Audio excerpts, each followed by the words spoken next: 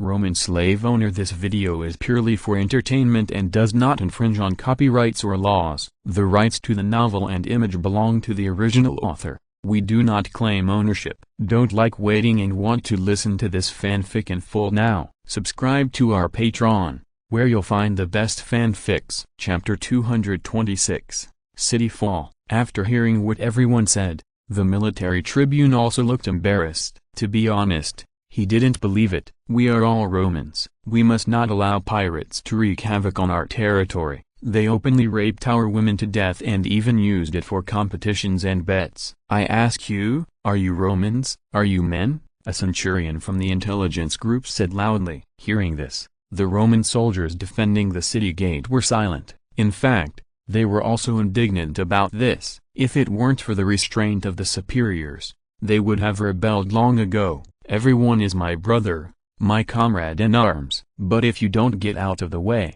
then we have no choice but to kill. Everyone listen to my orders. Tortoise shell formation, said the centurion of the intelligence group. After hearing his order, the Roman soldiers formed a tortoise shell formation one after another. Some Roman soldiers were still a little hesitant, but seeing someone doing this, they could only follow suit and then pointed their swords at the comrades on the opposite side. At this moment, the herd effect was fully exerted. The military tribune looked at his men and found that none of them had the will to fight. Some even lowered their swords. They couldn't help but complain in their hearts, but still said, "Everyone calm down. Can you wait for the administrator to come and give everyone an explanation?" He tried to buy as much time as possible and wait for Coponius to bring people to solve the problem. At this time, a soldier suddenly cried out, "It's bad. Livius sent troops to attack." Hearing this, the military tribune's face changed drastically, but the Roman soldiers were overjoyed. "Kill them," said the centurion. The Roman soldiers immediately walked slowly towards the city gate, and then the speed became faster and faster. Seeing this, the soldiers at the city gate were at a loss. There were enemy troops outside and rebels inside. What should they do? The military tribune was desperate. It was over. It was completely over. The two sides collided quickly, and the soldiers defending the city gate almost collapsed at the touch of a button, and some even joined their team. These Roman soldiers quickly occupied the city gate. The military tribune was about to flee when he saw that things were not going well, but he was stopped by several Roman soldiers, who knocked him to the ground and tied him up. The gate slowly opened with a click. Seeing this, Levi's soldiers quickly entered the city gate and occupied the city wall. When Laelius, Lysax and others led soldiers to come to the rescue urgently, they received this news halfway. "What did you say? Levi has entered the city?" Laelius said in shock. "Yes, the rebels have already captured the city gate and let Levi in." The soldier who came to report the news said, "How can he be so fast?" Laelius said, "This shows that he had planned it long ago. There are too many of their people in the city," Lysax said, and looked at him with dissatisfaction. He had proposed to kill all of Livius' retainers and tenants, but unfortunately, Coponius and Laelius opposed this idea, claiming that even Sulla would not dare to do such a thing as killing more than 2,000 Roman citizens at once. As a result, the enemy joined forces and took Naples. "Can we drive them out?" Laelius said with fear. Lysax looked at him as if he were an idiot. That was Livius, and he had 2 legions under his command, not to mention the rebels. These 2 legions alone could slaughter all the pirates in Naples 5 times. "Let's retreat quickly," Lysax said and rode towards the dock. Laelius gritted his teeth and followed him. "What about those pirates?" "Don't worry about them. Let them stay to stop Livius' soldiers," Lysax said disdainfully. "Those guys who are not good at doing things but are more likely to cause trouble. If it weren't for them, these Roman soldiers would not have rebelled easily." However, Laelius did not forget his uncle after all, and he sent someone to inform him. Even though Levi sent people to occupy the dock as quickly as possible, when his soldiers arrived at the dock, they saw a large number of ships leaving the dock, and some pirates even jumped into the sea to chase those ships. Some pirates on the ships laughed and cursed at the soldiers on the shore, saying all kinds of obscene words that were unbearable to the ears. Those pirates had been besieged for many years, and they were all guys who followed the wind. When they heard the fighting in the city, Their first reaction was to run away. "It's really a bargain for them," Boleas said bitterly. "But there are still many pirates in the city waiting for us to kill," Gaeta said with a grim smile. "Kill these bastards. Let's go." When Levi entered the city, all the wars had basically subsided. There were corpses everywhere in the city, some of which were Roman soldiers, some were pirates, and some were civilians. But Levi had already adapted to this, and he had seen too many such situations. "Have the pirate leaders of Cobonius and the Purple Sail pirates been caught?" Levi asked. "We are currently counting, but the two top leaders of the Purple Sail pirates seem to have escaped, and we have only captured some mid-level leaders," Lysis said with a face full of shame. "What a bunch of rubbish. Bring all the leaders of the Purple Sail pirates here. I want to interrogate them personally." Levi couldn't help but curse. "Yes, General." At this moment, a soldier ran over excitedly. "Report to the general. We have captured Cobonius." "That's great. Send someone to bring him here quickly," Levi said. Finally, a big leader was captured. Maybe he could solve some of the doubts in his mind. Not long after, Cobonius, who was tied up, was brought here. But he was bleeding profusely, and he looked seriously injured. Some people had bandaged his wounds, but a lot of blood was still oozing out. Levi couldn't help but frowning. He looked like he was going to die. Levi waved his hand and asked the others to go down, and he interrogated them alone. "Cobonius, I didn't expect that we would meet under such circumstances," Levi said. Cobonius smiled bitterly. Since he had already lost, he had nothing to say. "Tell me, who is behind the Purple Sail pirates?" "Is it the Scipio family?" Levi asked. Cobonius's face changed, and he quickly said, "No, it's the Pontic people. We contacted the Pontic nobles through Lysixius, and they gave us a lot of money, so the Purple Sail pirates were able to rebuild quickly. They also gave the money to the mercenaries, including the steel swords and armor, which were all provided by them." Damn, it was indeed Pontic. This bastard. Levi decided to record Pontic in his black book, and then personally lead the army to seek an explanation for himself. Chapter 227 Rejection. Why are you so straightforward? Are you worried that I will cause trouble for the Scipio family? Levi smiled disdainfully. This has nothing to do with the Scipio family. Don't wrongly accuse them. Scipio doesn't have that much money. It takes a lot of money to supply so many weapons and armor. Only Pontus can provide so much money, Coponius said.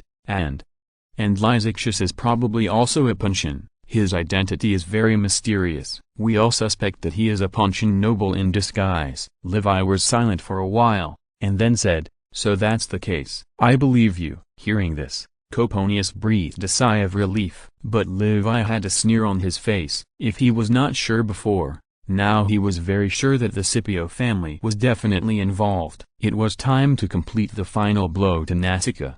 "But I remember that when Lepidus accused me, someone from the Scipio family seemed to support him," Levi said, "so I think he must have colluded with Lepidus and participated in this rebellion." "Levi, what are you going to do?" "Don't mess around," Coponius said in horror. "The Laelius family has been friendly with Scipio for generations. I don't believe he is innocent." So, Levi took out a piece of parchment, then took Coponius's finger, stained with blood from his body, and pressed it on the parchment despite his objection. "Levi, you bastard, what is that?" Coponius said angrily. "Of course it's your confession," Levi said with a smile, then drew out his sword and stabbed him hard in the neck. Blood spurted out. Coponius looked at him angrily, but in the end he could only close his eyes helplessly. "Remember not to go against me in your next life, otherwise this will be your end," Levi said. Levi quickly put down the Naples rebellion and nailed thousands of pirates to crosses on the coast. The news spread quickly. Lucullus and Crassus kept putting down pirate rebellions in various places. After losing Naples, those pirates gradually disappeared. Livius immediately ordered the armies of Lucullus and Crassus to be stationed in different places to prevent pirates, and they returned to report. At this time, the news that Pompey defeated Lepidus also came, and Rome won a comprehensive victory. For a while, the housing prices in Rome skyrocketed, and the biggest beneficiary was of course Livius. Not long after, the Roman Senate sent Cerebio to announce the Senate's order. "Master, The Senate is very satisfied with your performance and said that you should disband the army. After arriving in Dragon City, Sarabeo was not polite at all. He sat on a couch and picked up a glass of brandy and drank it. "Did they say that I was allowed to hold a triumphal ceremony?" Livius asked jokingly. "How is this possible? It is impossible to hold a triumphal ceremony in a civil war, and you are too young." "Is defeating pirates considered a civil war?" "If you need, I can submit this question to the Senate." Sarabeo laughed and said, "Then how do they plan to deal with Nasica Scipio?" Livius said, "They are still arguing. Many people are against executing him." Levi's face immediately darkened. Those damned elders still wanted to spare Nasica's life. Did they want him to kill them before they could get rid of him? "Go back and tell the Senate that the pirates are still rampant in Campania, and Longcheng is still in danger. I can't disband the army," Levi said. Hearing this, Sarabeo's face immediately changed. "Master, do you really want to do this? Do you know what this means? My guards are too few. Half a legion of guards is not enough to protect the safety of Longcheng." So this time Longcheng was almost breached by pirates. "In addition, I hope to lead troops to wipe out the pirates. They have committed many blood debts in Longcheng, and I must avenge my men," Levi said. "Is this your request?" "Yes. There are only these 3 requirements. Execute Scipio, increase the guards to at least 10,000 people, and authorize me to encircle and suppress the pirates." Levi said, "Master, would you please reconsider this? Not disbanding the army is a serious crime. If you are listed as a public enemy of Rome, there will be no room for maneuver." Sarabeo said with a bitter face, "Don't worry, the Senate will definitely agree in the end." Levi said with a smile, "Okay, I'll go back in a few days." Sarabeo said. He planned to persuade Levi again, otherwise the Senate would be furious after the news was passed back. "Whatever you want." But Levi did not change his mind in the end. When Sarabeo returned to Rome, he found that the Senate was holding a meeting, so he hurried to the Senate. As soon as he arrived at the Temple of Jupiter, he found that the temple was wide open. Aeneas stood at the door of the temple, exercising the sacred duty of the civilian tribune to block the entrance and exit. A group of Roman citizens were watching the situation inside from outside the temple. When the Senate began, there would often be citizens watching outside and shouting to influence the decision of the Senate. "You're back." Aeneas looked at him deeply, then made way. "Yes." Sarabeo's smile was a little bitter. After entering the Senate, he heard a heated debate going on inside. "It's really outrageous. Pompey actually refused the army, saying that the remnants have not been cleared up and have fled to Spain. He wants to lead troops into Spain. Who does he think he is? He dares to disobey the order of the Senate. I think he should be listed as a public enemy of Rome." "I object. Pompey has his reasons for doing this."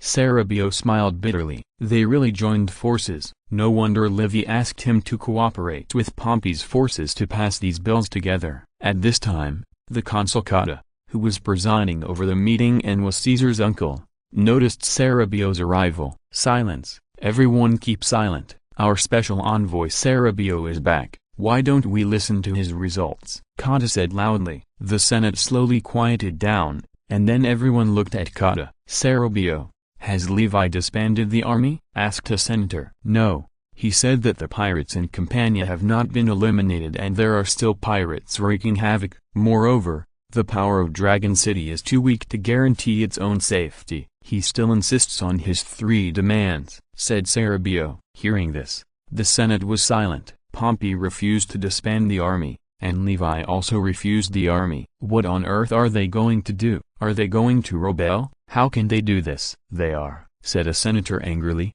and was about to accuse them, but he didn't. Chapter 228 failed to pass. Could it be that Pompey and Livy were planning to invade Rome and then settle accounts with him? The other senators also changed their faces slightly, but fortunately Menmouth did not target them, and they did not intend to intervene in the matter. "Okay, watch your words and deeds. You are senators of the Senate, and your every move represents Rome." Cotta frowned and said, "As a family of scholars in Rome, Cotta attaches great importance to demeanor. Now vote on this matter." The senators finally took action. Some stood on the left, and some stood on the right. "Now I declare that 250 votes are against and 194 votes are in favor." The Senate will not delegate the decision on this matter to the citizens' assembly, Cotta said. Cerebio's face changed, and Menmouth's face also changed. What can be done? I suggest that they disband their army within 10 days. Otherwise they will be listed as public enemies of Rome, and Rome should take up arms to prevent them from marching into Rome. At this time, a senator stood up and said, everyone looked at him and found that it was Domitius. He was not Domitius, the son-in-law of Marius whom Levi defeated in Africa, but his elder brother, who was known for his crazy opposition to Levi. Are you crazy? Theodore is wreaking havoc in Spain, and the king of Pontus invaded Bithynia, but now you want to force Levi and Pompey into a desperate situation. What on earth are you thinking? Cerebio could not help but curse. Roman law cannot be violated. Levi is arrogant and domineering, and has openly disobeyed Roman law several times. If he continues like this, he will definitely be another Sulla. I should restrict him, Domitius said righteously. His speech once again won the applause of some senators. Many senators had long been dissatisfied with Levi. A young knight from another place was so awesome in Rome, and held a triumphal ceremony at such a young age. How could they not be jealous? And the last time he led the veterans to hold a state funeral for Sulla,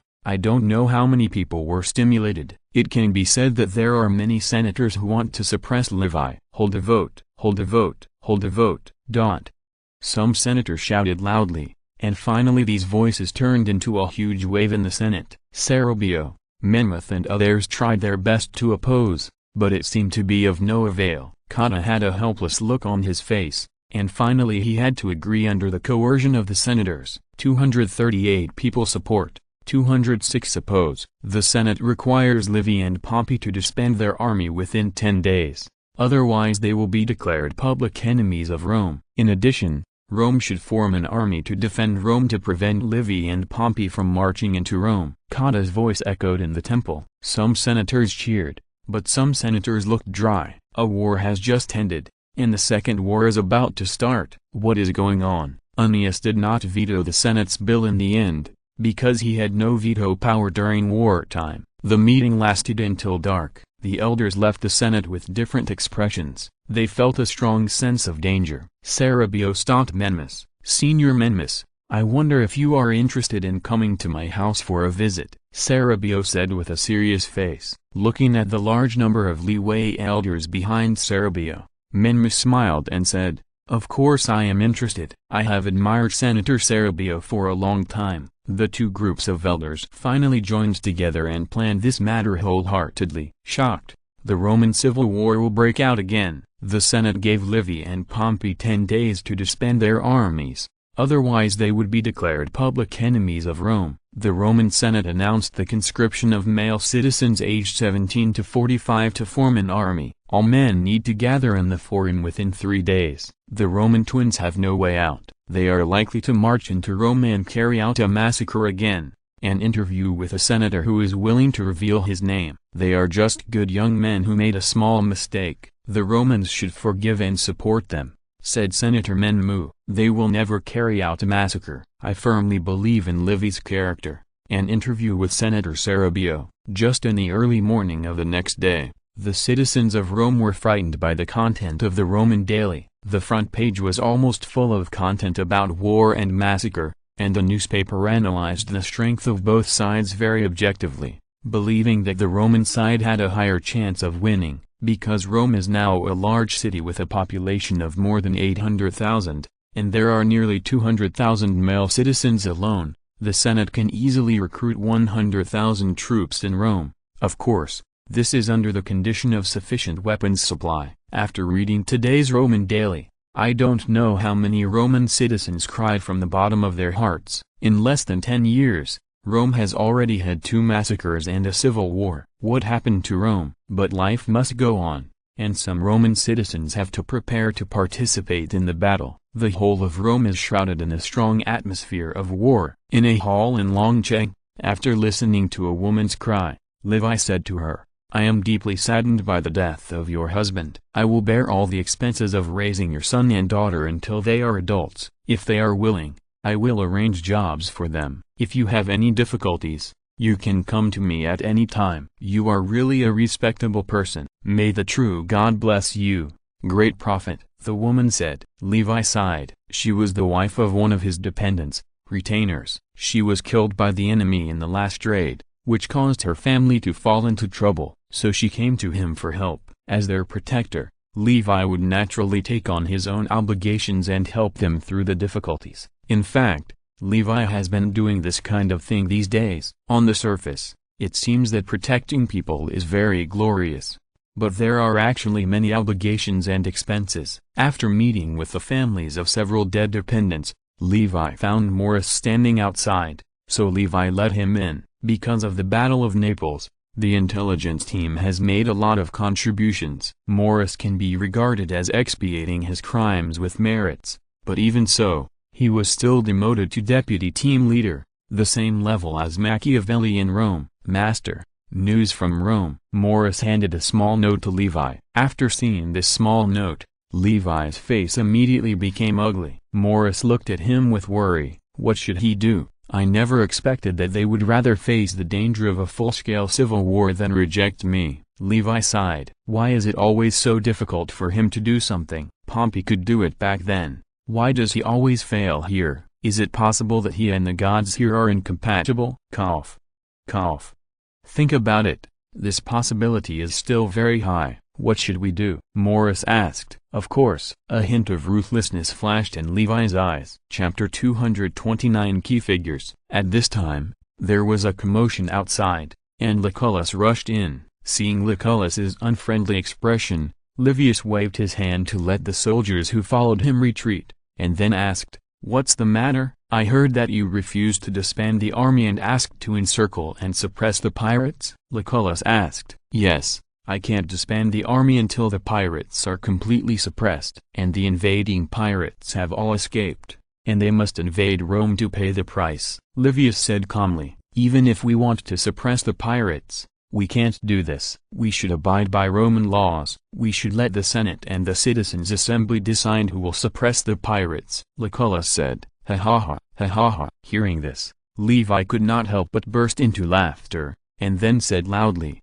"Lucullus, when Sulla was designated as a public enemy of Rome by the Senate, why did you not obey Roman law? Why didn't you obey the resolution of the Senate? Did Sulla obey the law when he marched into Rome and drove Marius out? Now you are discussing this bullshit law with me. It was because I listened to Sulla that I reduced my guards to 3,000 people. As a result, Longcheng was almost breached by a group of pirates. I have to spend hundreds of thousands of dinars every year to support those orphans and widows. These are the consequences of those damn laws. Those pirates are still at large, but you let me sit and watch others encircle and suppress them.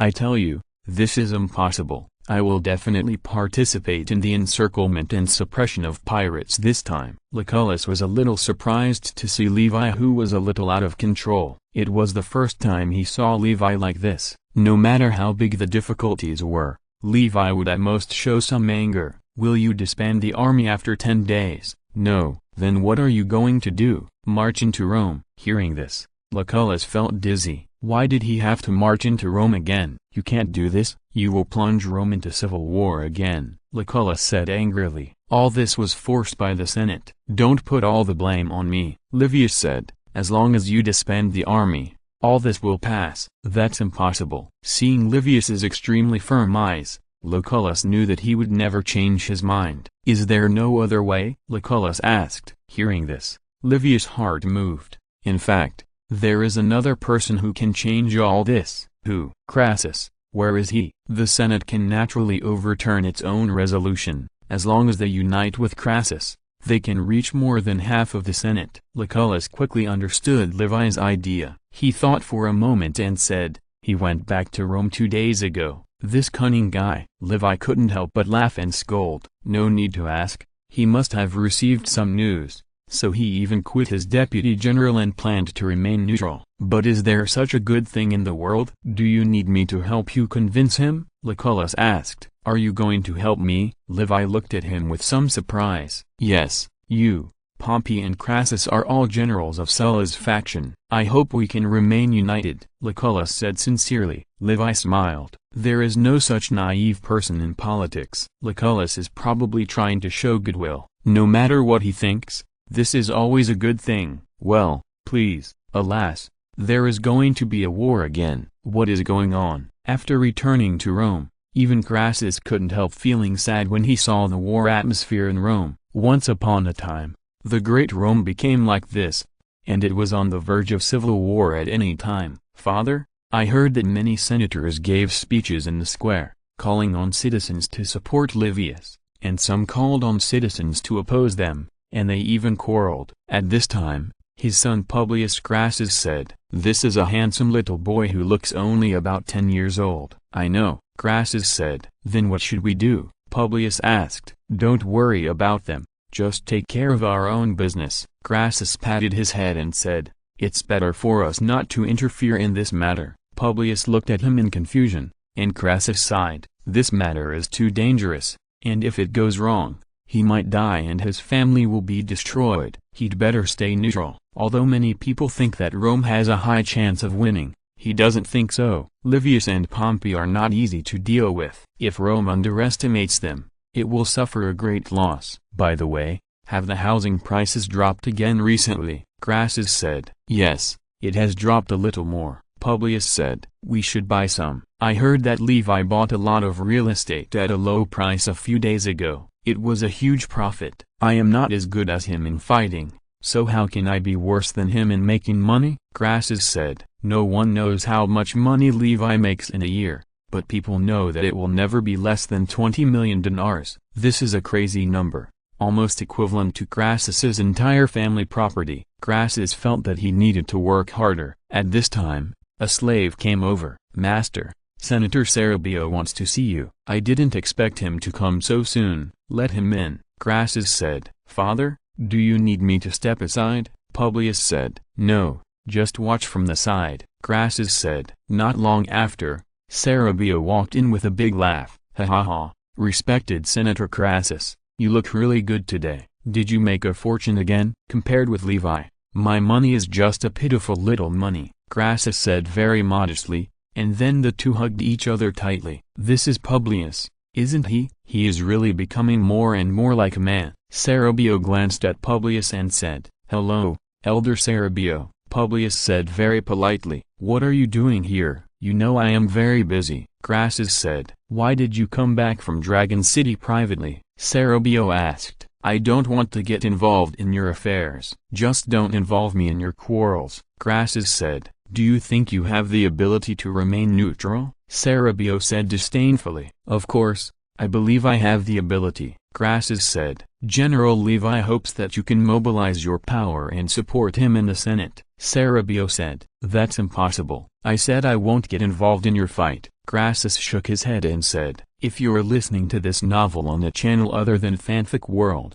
it means they downloaded and uploaded it without effort. We cordially invite you to visit our channel, Mundo Fanfic Novelist. There you'll find the original version of this story and you can explore many other novels of various genres. We are waiting for you to immerse yourself in a world of incredible novels. Chapter 230 The Big Three. "I heard that you've been in trouble recently. A young man accused you of having an affair with a Vestal virgin." Cerebio said slowly, "This is absolutely slander. Naked slander. I just had my eyes on her property and wanted to trade with her. There is absolutely no improper relationship." Crassus said somewhat embarrassedly, "Vestal virgins are also known as the virgins of the hearth god, and must remain chaste." Once it is confirmed that Crassus had an affair with her, it would be blasphemy and a capital crime. "Yes, I think so too, but I think some people may not understand the truth. You know, there will definitely be our people on the jury, and I think they will be able to help you when the time comes." Cerebio said, "I can still solve this matter without your people." "I don't need your help at all," Crassus said lightly. "Can Publius go out to play for a while? I have something very, very important to discuss with you in private." Cerebio said, "Okay, Publius, go out to play for a while." Crassus said, "Okay, father." Publius left here very obediently. "What an obedient child," Cerebio praised. Crassus looked at him calmly. Say whatever you want. The head of the family said that he hopes to form a three-way alliance with you and Pompey. The three of us should support each other. If you want to be the chief magistrate or consul, the head of the family and Pompey will fully support you, Cerebio said with a smile, and there was a trace of envy in his eyes. He still has hope of becoming the chief magistrate, but it is difficult to become a consul, even with the full support of Livius. What did you say? Crassus said in shock. Alliance? Yes, this will benefit us all. The entire Senate is in our hands, and we can even control the whole of Rome, Cerebio said. Cerebio admired Livius' idea very much. If this idea can be achieved, the whole of Rome will be controlled by 3 people. Crassus couldn't help but ponder. Although he is not yet 39 years old, he will be soon. If he had the support of Levi and Pompey, then becoming the Grand Chancellor would be a sure thing, and his chances of becoming the consul would also be great. But, this really makes me very excited, Crassus said. I also want to agree, but the premise is that you have to get through this level, so you don't plan to help. Cerebio's face looked bad. No, I just plan to remain neutral. Please don't get me wrong, Crassus said quickly. There are no neutrals in this war. This is what the Patriarch told me to tell you. If you choose to refuse, you are the enemy, Cerebio said. Are you sure you didn't say it wrong? Crassus said in disbelief. Levi actually threatened him? He was already in trouble and couldn't protect himself, but he actually threatened himself, the only person who could help him. Yes, this is what the Patriarch said. Tell me your choice, enemy or friend. If you say enemy, I will leave now, Cerebio said. Crassus was a little confused for a moment. Levi was so unexpected. Soon he became angry. It was so hateful. It's simply outrageous. Crassus was so angry that he was a little incoherent. Cerebio looked at him quietly, waiting for his choice. Okay. I tell you, I chose the enemy, Crassus said loudly. As you wish. After that, Cerebio turned around and left here without looking back. At the same time, he sighed. Master, I did what you asked. Why are you so tough? In fact, Crassus regretted it after he said it, but he couldn't bring himself to do it, so he could only watch Cerebio leave. After Cerebio left, Publius returned to the room and looked at his father with some dissatisfaction. Father? Do you really have a relationship with that Vestal Virgin? How is that possible? I just like her property, that's all. I don't know why. But Publius felt that his father's eyes were a little evasive, and recently his mother seemed to be giving his father a bad look. In Longcheng, after learning the news sent by Cerebio, Levi showed a sneer on his face. You actually refused. Crassus, I hope you don't regret your choice. What happened? At some point, Amelia, wearing a long dress, walked in. Nothing. Crassus rejected my kindness, Levi said. Then what are you going to do? Amelia said with a worried look on her face. Of course, we will march into Rome, Levi said lightly. Are you really going to do this? Amelia said in horror. This is a rebellion. Yes, I have no way out, Levi said. In fact, he has always wanted to grow in a sneaky way. Since someone wants to suppress him, then he will kill everyone and make a river of blood to let them know the consequences of suppressing himself. Of course, according to Levi's idea, there is actually a way to solve this problem. Amelia didn't speak for a long time, and then hugged him gently. No matter what you do, I support you. Levi's heart trembled, and he whispered, I'm sorry. Probably only he understood the meaning of this. There's no need to talk about this between us, Amelia said softly. Do you think I might lose? Levi said with a smile. Amelia thought about it and finally shook her head, but the worry on her face could not be deceived. Don't worry. The true God has already taught me a powerful weapon, and this time it is time for it to shine, Levi said. What weapon? Amelia asked curiously. You will know tomorrow. Remember that I am the prophet of the Holy Church. I have received the oracle and I will win, Levi said with a smile. Amelia was confused. It was a time to say such things. The next day, outside the Dragon City, all 4 legions were gathered by Levi. They also knew about what happened recently, so they were very uneasy. In addition, there were a large number of Capua elders and Pompey's envoy Demetrius standing on the city wall. Pompey wanted to ask what to do next. Levi did not answer,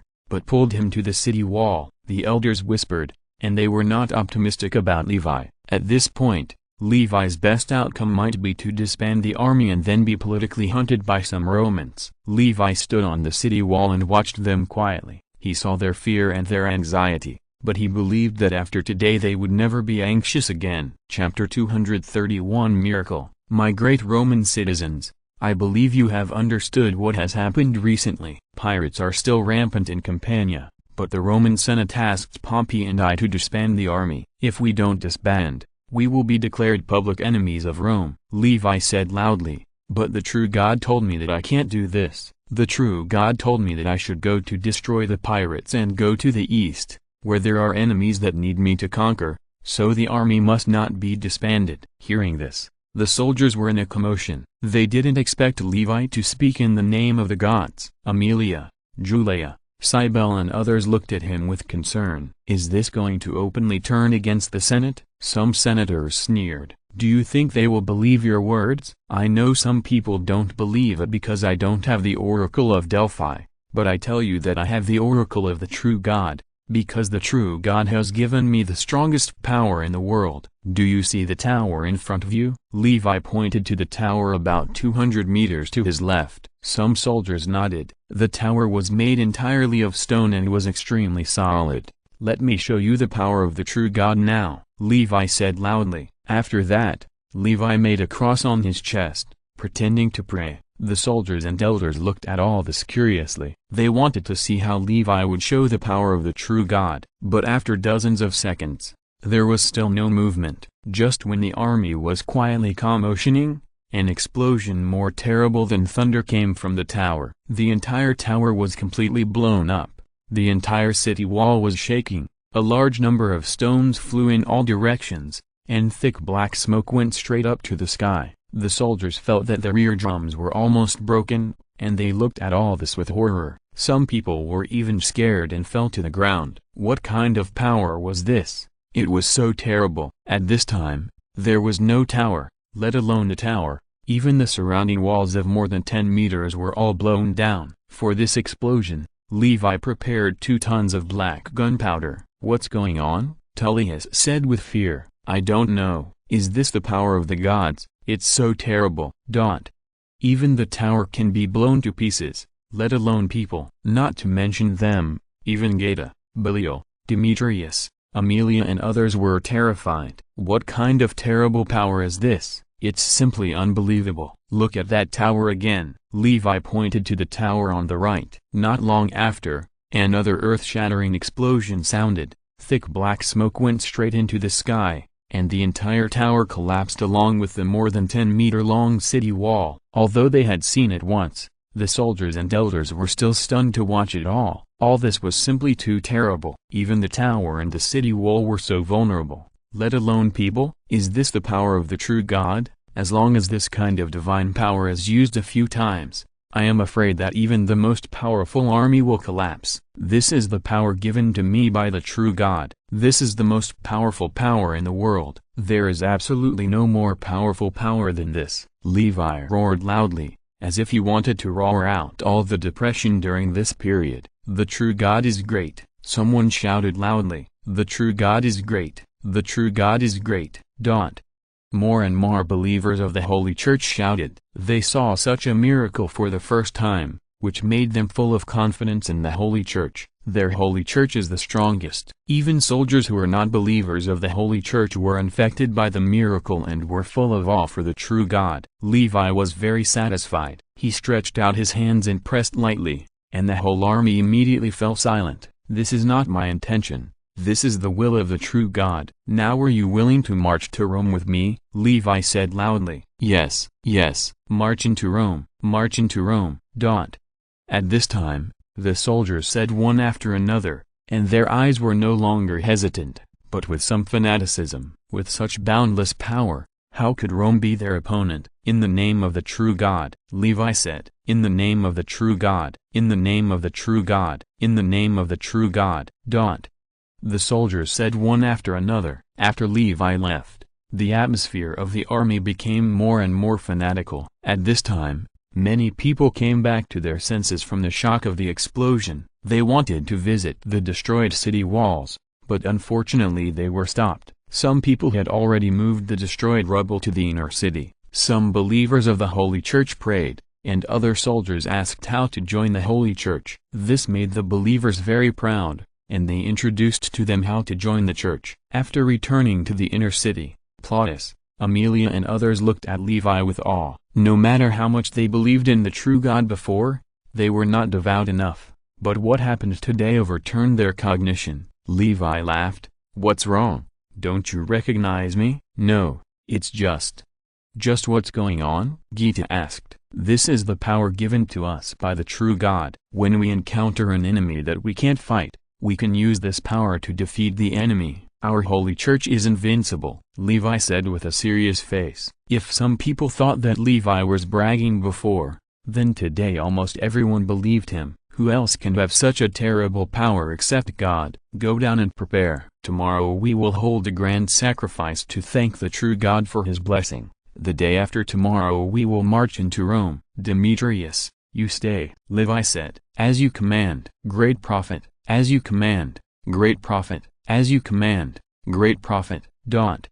Everyone said, and then retreated. "Now you know my answer, right?" Levi said with a smile. "I know," Demetrius said with a complicated look. He had racked his brains at the beginning, but he had never expected this result. "Tell Pompey everything you saw in detail. Even if he doesn't join forces with me, I can still defeat Rome," Levi said. "I understand. I will tell Pompey all this." After Demetrius left, Capua held a grand prayer event the next day. This was an opportunity to vigorously spread the holy religion, and Levi certainly would not miss it. The miracles of Dragon City had already spread throughout Capua, causing a huge sensation, especially when the elders appeared to tell their stories. A large number of civilians applied to join the church, and even some elders were no exception. The power of the holy religion was unprecedentedly expanded. According to Levi's estimation, it won't be long before Capua becomes the real base of the Holy Church. Chapter 232 The Last Effort. In a military camp in the north of Rome, after listening to Demetrius' report, Pompey looked incredulous. "What did you say?" "Livius performed a miracle, and the entire tower and a large section of the city wall collapsed." "Yes, he performed a miracle in front of all the soldiers of the 4 legions and hundreds of senators in Capua. I saw everything with my own eyes," Demetrius said in awe. In this era, both Greeks and Romans were very respectful of gods. But Pompey still didn't believe him. Did he hollow out the tower in advance and then find a way to overthrow it? That's not the case. When the tower collapsed, it made a loud noise like thunder, like the wrath of the gods, which spread to more than 10 miles away, and many stones flew into the air, flying hundreds of steps away, Demetrius said. Pompey looked confused. What on earth was going on? How could a miracle appear inexplicably? Livius also said that even if you don't help, he has the ability to defeat Rome and even all enemies. Demetrius continued. What do you think I should do? Pompey asked. Demetrius did not answer. He knew that Pompey did not want to fall out with the Senate, but he did not expect that the actions of both the Senate and Livius were so fierce. Let's march into Rome first and see what happens then. Pompey thought for a while and said, now he and Levi are on the same boat, and neither can escape. If Levi can show a miracle in front of him, he doesn't mind helping Levi. Looking at the uncertain Pompey, Demetrius sighed. Pompey's jealousy of Levi was probably the only one who knew it best. If Levi could not prove himself, Pompey might betray Levi. While they were chatting, the whole of Rome was boiling with the vigorous propaganda of the Roman daily. They knew that Livius had shown miracles in Dragon City, and then led 4 legions to march into Rome in the name of the oracle. At this time,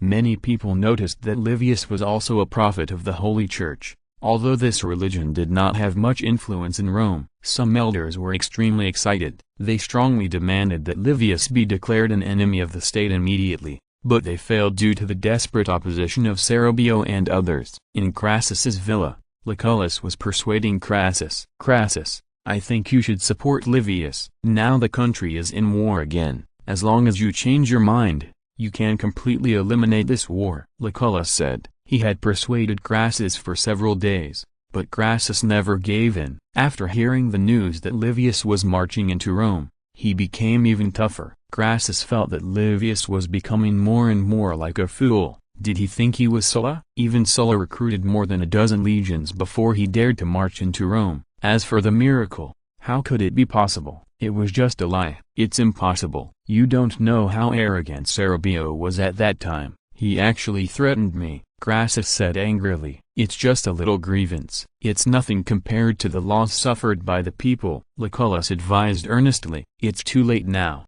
Do you think he can win? Crassus said disdainfully. Lucullus admitted that he was right. Due to the limitation of weapons, Rome only recruited 10 legions, but these 10 legions would have no problem defending Rome. Judging from the current situation, Livius's chances of winning are very small. He seems to have fallen into a desperate situation, unless there is really a miracle in this world. At this time, a slave rushed in. Master, the legion led by Livius has arrived outside the city of Rome. Really? It's really a dead end, Crassus said coldly. He sent someone into Rome to invite the Senate to send someone to see the power of the true God tomorrow, and specifically said that he hopes you can go there. This is his best effort for peace. The slave continued. What did you say? The power of the true God? Crassus and Lucullus said almost at the same time. Yes, it has spread all over the city now. Crassus and Lucullus looked at each other in surprise. Is Levi really so confident?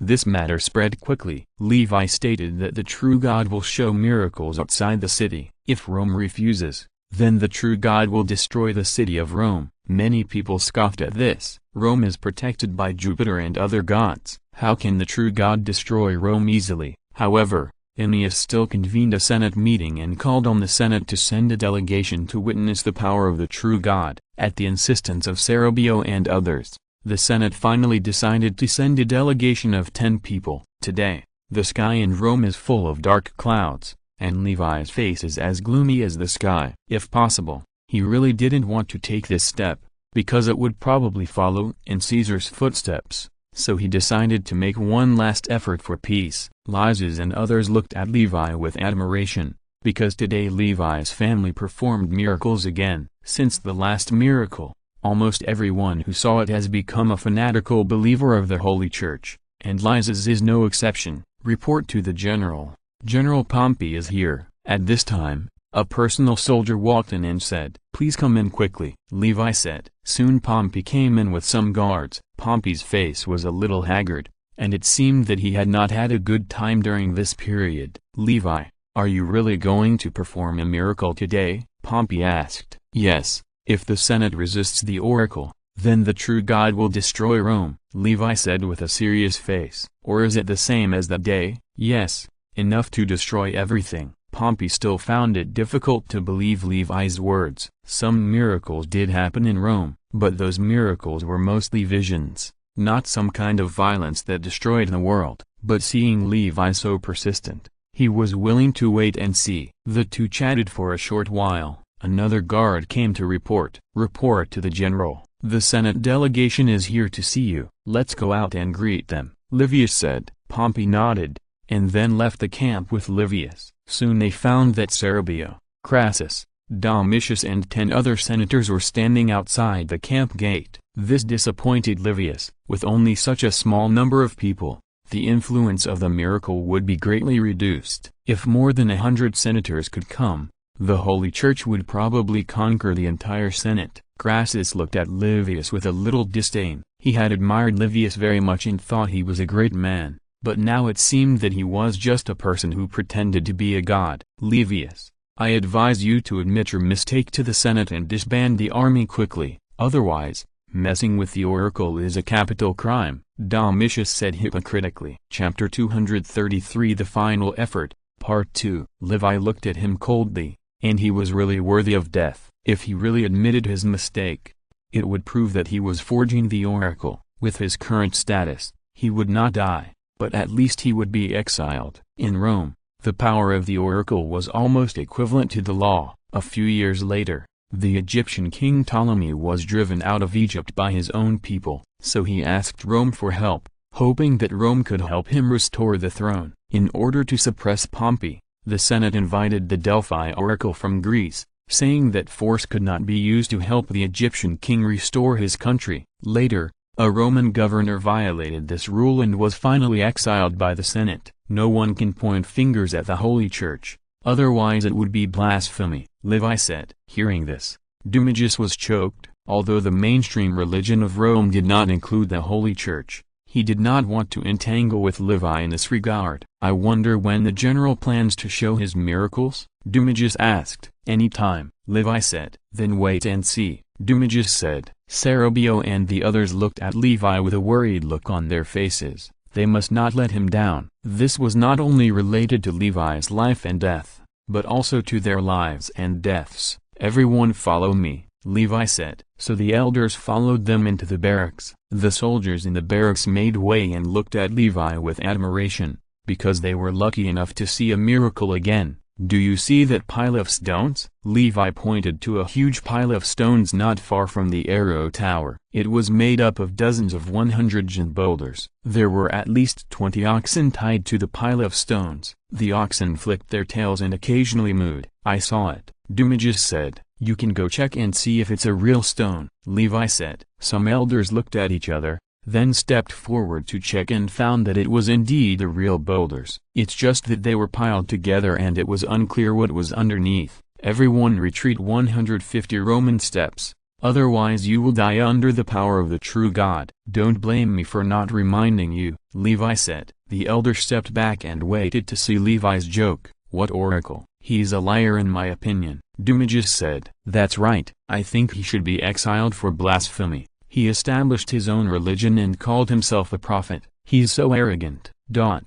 Several elders echoed. Sarabio looked at them angrily. They were a bunch of damn bastards. If they survived this disaster, he would definitely make them look good. Levi made a cross on his chest and prayed silently. The soldiers were probably the ones who had the most confidence in him. They all looked at Levi fanatically and looked forward to the moment when the miracle would come. Boom. It was like a thunderclap in the flat ground. Huge rocks were blown into the air. The yellow cattle didn't even scream, but were lying all over the ground. They lost their lives directly. Thick black smoke went straight up to the sky. Some elders were frightened by this scene. Although they were standing far away, they still felt the strong shock wave coming and lifted their togas. Dumagus was so shocked that he couldn't even close his mouth. This is impossible. This is an illusion. Yes, this must be an illusion. Crassus swallowed hard. Is this a miracle? It was so terrible. All 20 bulls were blown to death at once. He had been disrespectful to the true God in the past, and he didn't know if the true God would bear a grudge against him. Looking at the stunned faces of the elders, Levi showed a smug smile on his face. Did you see it? This is the power of the true God. Once the true God is angry, the entire city of Rome will be destroyed. I was ordered by the oracle to eliminate the pirates. Nasicisipio ordered people to attack Dragon City, causing the death of many priests. This is blasphemy and he must be put to the stake. The true God is great. I think the Senate must pass a bill to meet General Levi's 3 requirements, Sarabio said with joy. He didn't expect that the miracle Levi created would be so powerful. This is definitely a terrible power that only gods can possess. That's right. I think the Senate must change its decision, Liberius also said. Several senators who had remained neutral spoke up and agreed with this, but more were still in shock and couldn't even say a word. And of course they wouldn't object. If the Senate can change its decision, I believe the true God will temporarily calm down the wrath of thunder. The true God is willing to bless Rome. He is the highest and most merciful great existence in the world, Levi said with a smile. It would be best if he could develop slowly. If the Senate still insisted on its own opinion, he could only really attack Rome. Levi received them. Some senators were very interested in the Holy Church and asked about the situation of the Holy Church. Levi answered them one by one and welcomed them all to join the Holy Church. It lasted for half a day before some senators decided to say goodbye and leave. During this period, Dumagus looked lost and no longer arrogant, but Crassus stayed until the end. Levi, I'm very sorry for my previous decision. I didn't know that the true God was such a great God. I wonder if you are willing to continue our covenant. At this time, Crassus said with an apologetic look. Of course, I welcome your friendship at any time, Levi said with a smile. That's great. Crassus hugged Levi and said a few words to him before leaving. It's incredible. I can't believe what I saw. Pompey said with an unbelievable look on his face. Only then did he know that Demetrius was not lying, and this was indeed the power that only gods have. "Then are you willing to help me?" Levi asked. "With pleasure." Pompey looked at him and said. He stayed very enthusiastically, and then discussed what the two should do next. But Levi sighed for a long time. No matter which direction the situation develops, the Holy Church must come to the forefront. It is no longer suitable for the Holy Church to surround the city with the countryside, but to build a large church in the city. Levi decided to start building churches from Rome. The power of God. Outside the city of Rome, the wrath of God descended. The sound was like thunder, and 20 bulls were killed with one blow. Livius expressed his willingness to wait for the Senate to change its mind. Crassus firmly expressed his willingness to obey the oracle and called on all senators to support Livius. As the strongest mouthpiece under Livius, the Roman daily quickly spread the news of what happened that day throughout Rome. Because too few senators went, some people were still skeptical about what happened that day, but with Crassus's betrayal, it was only natural for the Senate to change its decision. Chapter 234 passed. Liberius struck while the iron was hot and convened a Senate meeting to discuss the matter again. With the joint efforts of the three Roman giants, all the demands put forward by Levi and Pompey were quickly passed. Because Levi was ordered to march into Rome by divine revelation, he was not guilty. In the end, it was decided to convene a citizens' assembly after 3 market days. Some senators tried to make a final obstruction at the citizens' assembly and gave speeches in the civic square for several days. Unfortunately, the influence of the miracle became more and more powerful. The word of mouth of the 4 legions, the silence of Domitius, and the fact that many people in Rome also heard a loud noise. More and more people believed that Levi really believed in divine revelation and marched into Rome. Coti glanced at the gloomy sky, and then said expressionlessly, "The omen is auspicious." A cheer immediately rang out in the square. A few days ago, nearly 100,000 Roman citizens had gathered in the square. They were all people mobilized by Levi, Pompey and Crassus. After the formal alliance, the 3 of them mobilized their veterans, tenants and retainers, and even secretly bribed some Roman citizens. Everyone tried their best. After receiving Cotta's order, some heralds immediately went to the walls of Rome and blew the horns. The melodious horn sound echoed in the city of Rome, and one by one Roman citizens spontaneously gathered from their homes to the square. Even if they didn't care about politics, they knew that what happened today would determine their fate, so they were very active. Aeneas and other civilian tribunes watched the Roman citizens enter quietly, and when the number of people was about the same,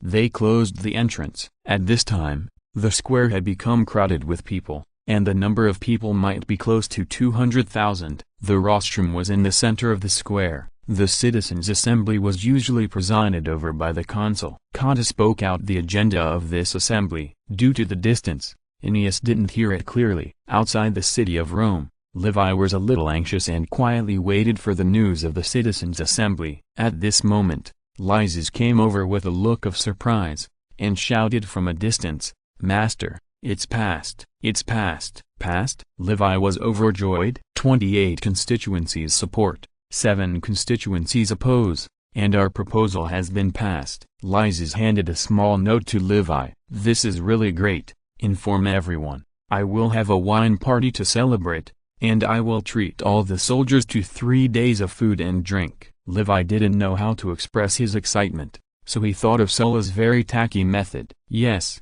General." The decision of the citizens' assembly quickly spread throughout Rome. I don't know how many people were relieved, and I don't know how many people cursed, but this could not change the final result. In the Senate, there was a huge argument over how many legions to authorize Levi and Pompey to form. They were not worried about the expedition to Spain. Land warfare has always been a strength of the Romans.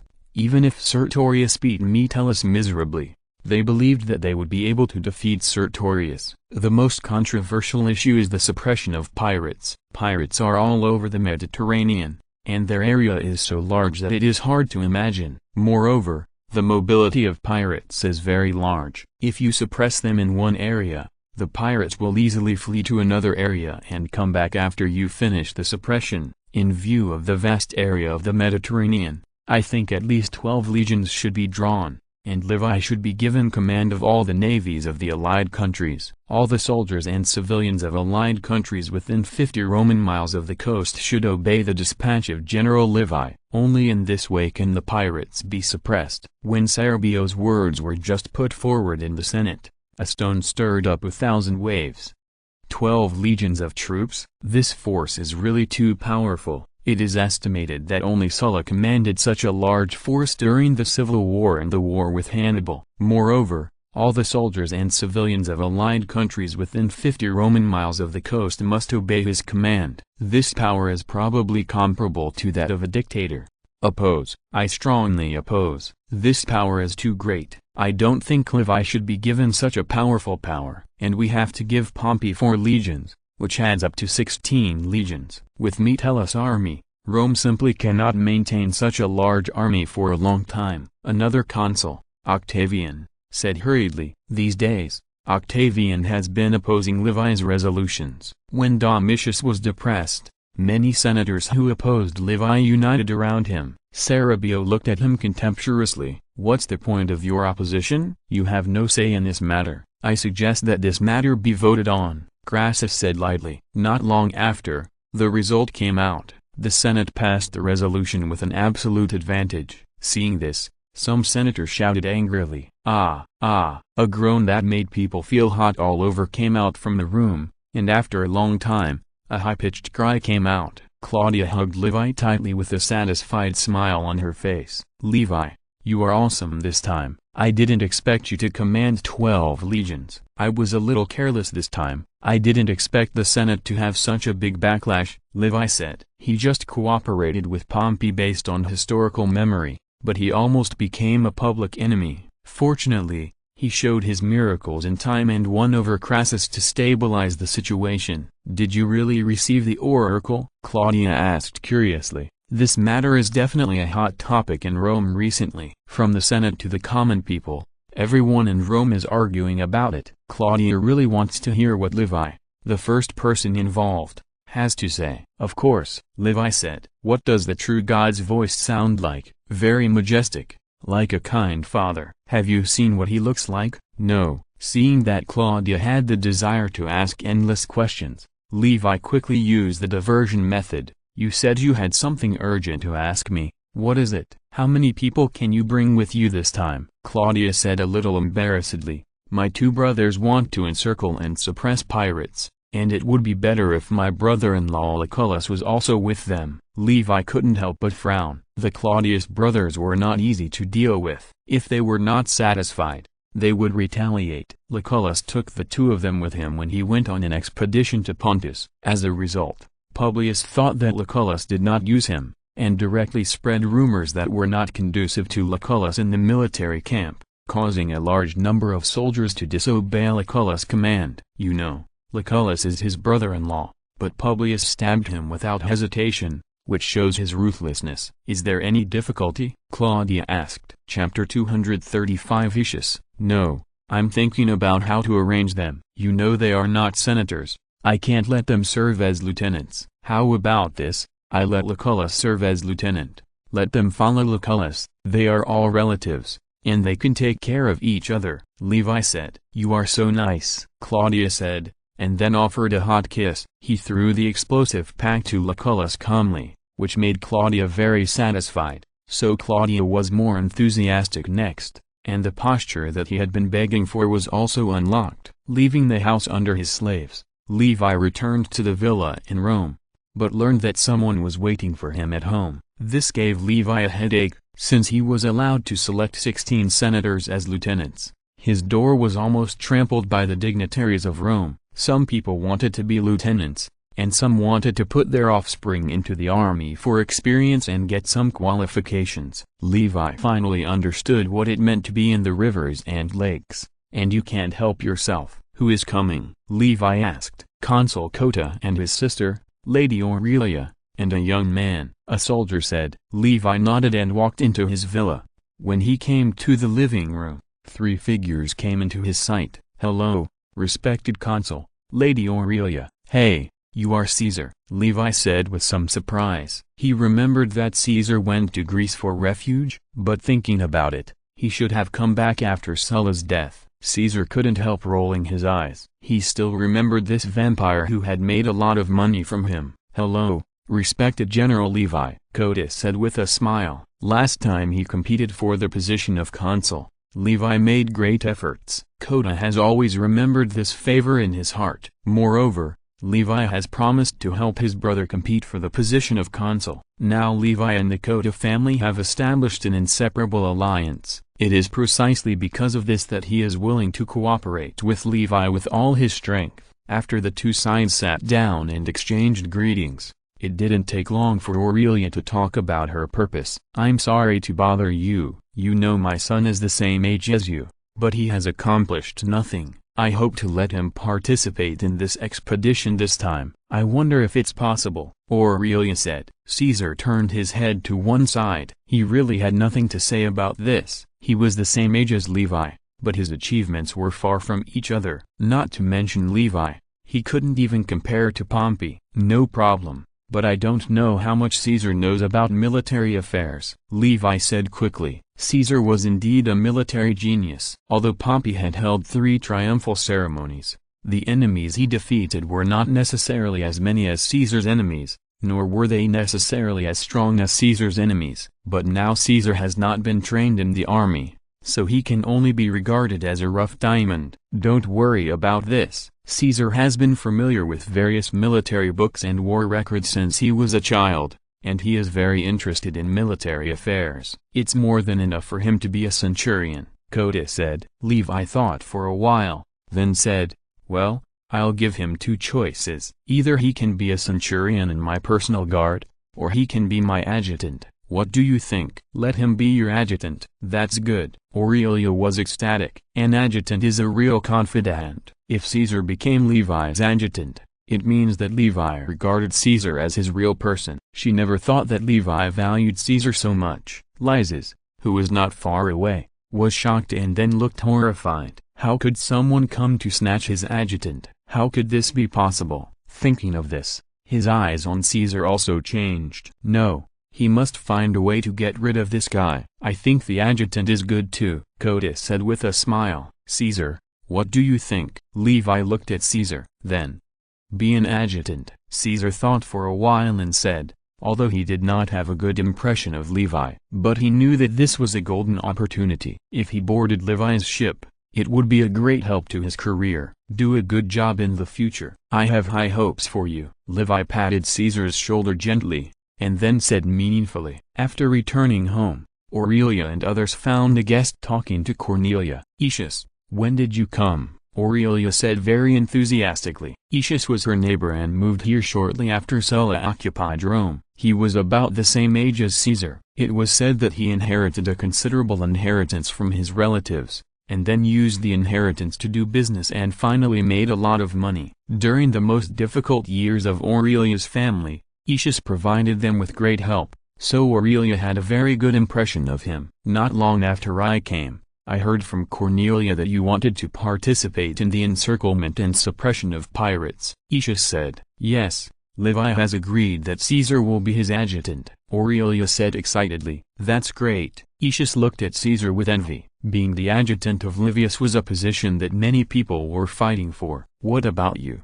Do you want to join the army? We can develop together then, Caesar said. He was full of favor for Aetius, who helped his mother. In addition, Aetius made deliberate efforts to make friends with him, so Caesar already regarded him as a good friend. Me. Aetius hesitated. He thought about his mission and it seemed better for him to join the army. Caesar, Aetius is a very successful businessman. How can he have time to join the army? Aurelia said. Actually, I am also interested in joining the army. I have been promoting this matter recently. It has always been my dream to enter politics. I want to carry forward our family. Aetius said. Really? If you have any difficulties, you can come to me directly. I am the adjutant of Livius, Caesar said with a big promise. Okay, if you really can't join the army, I will ask you for help, Aetius said with a smile. To celebrate Caesar becoming Livius's adjutant, I decided to hold a banquet in a few days. I hope you can come to attend then. Aurelia said with a smile. "It's my honor," Aetius said. After leaving Caesar's house, Aetius's face became serious. In fact, he was just an orphan. He used to fight with other orphans for food in the garbage dump. When he grew up, he did the hardest work in Rome, earned the least money, and didn't even have a place to live, just like a homeless person, until one day when he was fighting with someone for a job. He had a fight with that person and broke that person's head. Luck came on that day, perhaps because his fierce appearance attracted the attention of a passerby. Chapter 236 Divination. The passerby asked him if he wanted to get rich and live a life of luxury. Of course, he agreed without hesitation and followed the man. Until now, he didn't know who he was working for. The task he received was to study hard, enrich himself, and get close to Caesar. Then he became completely rich. He earned a lot of money and his business was also smooth. But he knew that this was all an illusion. These were all orders placed to him by the forces represented by the passerby. This made him more in awe of that force. Although he didn't know why they let him get close to Caesar, he still faithfully carried out the task. Only when you have been poor can you know the value of life. Now, he is willing to complete this task at all costs. He took out a small piece of paper and wrote some words, carefully put it in a purse, and then left home. He came to an inconspicuous grain store, and the owner of the grain store lit up after seeing him. "Hello, Mr. Aetius, you are here again." "Yes, I want to buy a can of wheat." "You can ask someone to bring it to my house. You don't need to pay for it." Aetius pointed to an amphora and said, then threw the purse to him. "Don't worry, I will ask someone to deliver it to you right away." The boss' eyes narrowed into a slit with laughter, and he put the purse into his pocket calmly. Not long after, the note was in Marcian's hand. "Caesar wants to join the army. If you want to get close to him, it's better to join the army as well." Seeing this, Marcian pondered. "If you want to get close to Caesar, this position may not be too low, otherwise Caesar may look down on you. But this is a small matter, and it can be solved by just asking Levi." In the city of Rome, Pompey offered sacrifices in the temple of Jupiter and then performed divination. Since the Senate assigned Pompey 4 legions, Pompey led the army to the expedition first. Pompey, wearing a bright red cape, was full of confidence in the future. Only Levi understood how difficult the battle he was facing was. The Roman army's expedition was quite complicated. Not only did they have to offer sacrifices to the gods, but they also had to divine good and bad luck. A fortune-teller sprinkled some grains on the ground, and then released a rooster that had been hungry for several days. The fortune-teller stared at the rooster closely, and his face was almost full of the words "eat quickly." The rooster saw the grains in front of him and immediately ate happily. "Good luck, you can go to the expedition," the fortune-teller immediately shouted loudly, and Pompey and others were relieved. This is the divination ceremony for the Roman expedition. Only when the rooster eats food will it be good luck. In order to ensure a good omen, the fortune-teller often stars the rooster for a few days. But even so, sometimes there will be some mistakes. This fortune-teller will follow Pompey to the expedition. In theory, every time the commander goes to battle, the commander should ask about good and bad luck. But some generals do not believe this, such as Lucullus. "Take care this time. Sertorius is not an easy man to deal with," Levi said to Pompey. "I know, I laughed at you saying he was a famous general before. Now it seems he is really extraordinary," Pompey said. Levi secretly gave him a middle finger. It seems that he really laughed at him a lot at the beginning. "You have to be careful too. The Mediterranean is so big, pirates are not so easy to wipe out," Pompey said. "Don't worry, I have a plan in mind," Levi said. The two hugged each other gently, and then Pompey led the soldiers away. "Master, why don't you choose me as a deputy general? I also want to fight for Rome." After Pompey left, Cerebio complained. The Senate authorized Levi to select 16 deputy generals from the elders. Levi gave some to his old subordinates and some to his allies, but did not choose Cerebio. He felt very wronged for this, and he, Cerebio, also wanted to fight for the country and glorify his ancestors. Levi looked at him with contempt. "Have you ever fought in a war? This. Why don't I just follow you? A bunch of pirates, can't you beat them?" Cerebio said. His words attracted a group of people's rolling eyes. It turned out that he came here with the intention of getting military merit. Seeing the contemptuous eyes around him, Cerebio said indignantly, "In fact, I have studied military affairs hard these days, and I have quite some experience in leading troops to fight. Then let me test you. Guess how long it will take me to wipe out the pirates. If you guess right, I will definitely take you with me next time I go to war," Levi said. This. Cerebio's eyes rolled. "It won't work this time, but it will be okay to follow you to get military merit next time." 2 years. "I guess it will take 2 years to wipe out the pirates," Cerebio said. "There are many debates about how long it will take to wipe out the pirates, whether in the Senate or the people. The Mediterranean is too big, and the pirates are too mobile. They think it will take a long time to wipe out the pirates, so they gave 3 years to wipe out the pirates." Moreover, the position of former consul granted to Levi allowed him to have 12 guards with. In addition, he could appoint his lieutenants as former grand justices. Those former grand justices had the same ceremonial guards as grand justices and could have 6 guards with. "What about you? How long do you think it will take me to wipe out the pirates?" Levi asked the elders. "I guess 1 year. 1.5 years. Although they said less time than Cerebio, Levi guessed that this might not be their true words, but more of a flattering component. But unfortunately, their flattery was all in vain. "I tell you, it will definitely not take more than half a year," Levi said. The elders looked at each other in dismay. This was unlikely. The Mediterranean was so big that even if 12 legions were spread across the Mediterranean, it would not be enough. How could pirates be so easily wiped out? "I know you don't believe me and think I'm bragging. Now I tell you one thing. The truth is always in the hands of a few people," Levi said. "Believe it?" "Of course I do. I believe the master will be able to wipe out the pirates within 4 months." Seeing that they were all speaking insincerely, Levi smiled and was too lazy to bother with them. "Cerebio, I need you to help me in Rome. Keep an eye on those who oppose me and don't let them do anything. Besides, isn't Pontus attacking Bithynia?" Levi said. Bithynia is located near the Bosphorus Strait in present-day Turkey. It is the place where the king and Caesar were gay. The king died recently, and after his death he presented Bithynia to Rome, making it a province of Rome. But unexpectedly the king of Pontus suddenly sent troops to attack Bithynia. "Yes," Cerebio said. "You encouraged the Senate to let me recapture Bithynia after eliminating the pirates. It is best to give me the power to decide whether to continue the war," Levi said.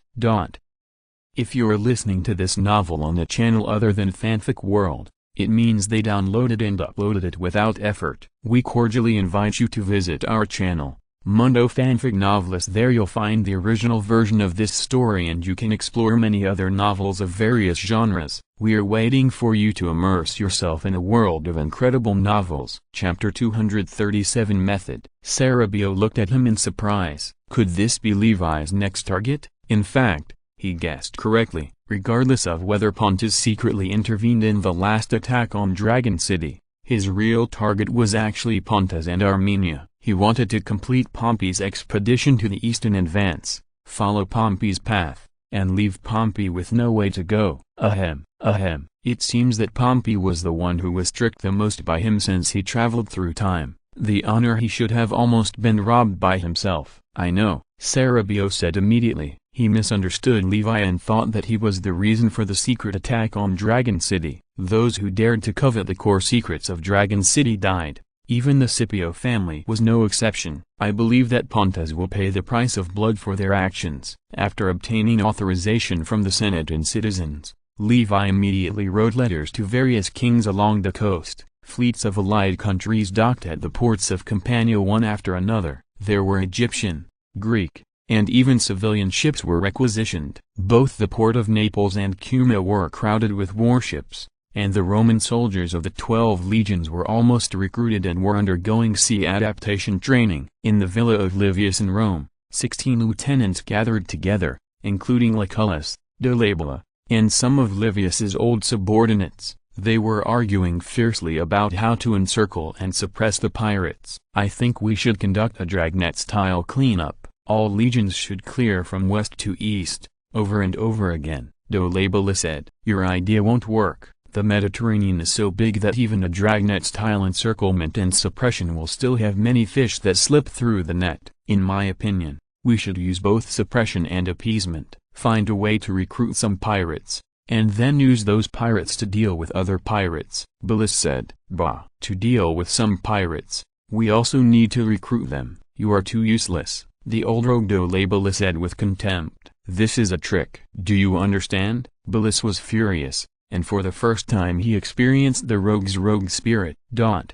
Watching the general's argument, Levi did not interrupt, but let them express their opinions. The new adjutant Caesar watched all this with relish, and he was very interested in all of this. Lysias looked at him unkindly. Although he was still Levi's chief adjutant, he now had a strong sense of crisis. "Levi, who do you think is right?" Dolabella asked at this time. All the generals looked at Levi, who had not expressed his opinion, and wanted to hear what he had to say. "According to me, the Mediterranean should be divided into two parts, the East and the West, and the pirates in the Western Mediterranean should be dealt with first. The Western Mediterranean should be divided into zones, and then the zones should be encircled and suppressed. Each deputy general is responsible for an area, and everyone does not interfere. After the encirclement and suppression of the Western Mediterranean, the encirclement and suppression of the Eastern Mediterranean will be carried out." Levi said with a light cough.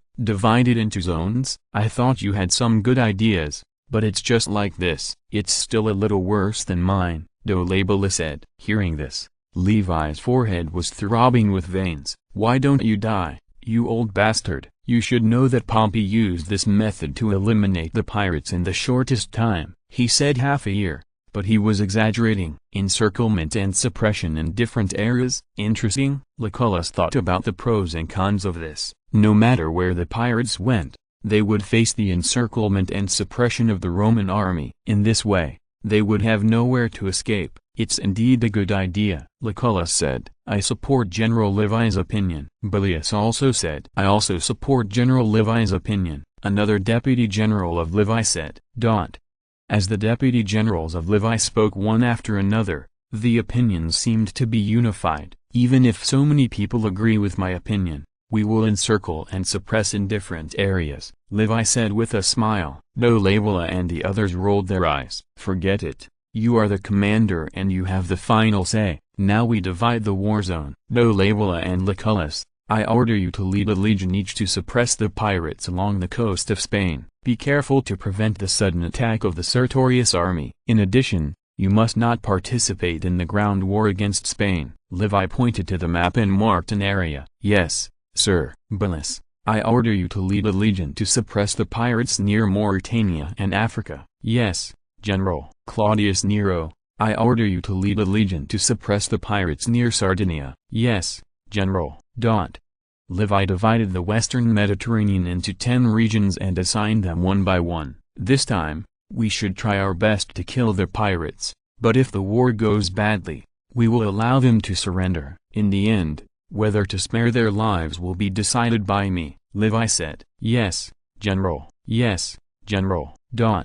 The huge fleet finally set off. The forces of 12 legions will join the navies of all the allied countries to suppress the pirates in the Western Mediterranean. The pirates immediately found that the siege was different from the previous ones. That is, no matter where they fled, they would be sieged. Sufficient troops allowed the Romans to siege the pirates in major war zones at the same time. Facing the organized Roman legions, the pirates were completely vulnerable. On a small sampan, looking at the burning nest behind him, Lysias smiled bitterly. It was really overwhelming. No matter how he trained the pirates, they still collapsed when facing the organized Romans. Now that the war in the Mediterranean was raging, there was no place for him to stay. It was probably time for him to return to Pontus. "What are your plans next?" Lysias asked. "I probably will return to Spain and continue to resist Rome," Laelius said a little dazedly. Their plans failed again and again, and even Nasica Scipio was executed. To be honest, Laelius was really discouraged.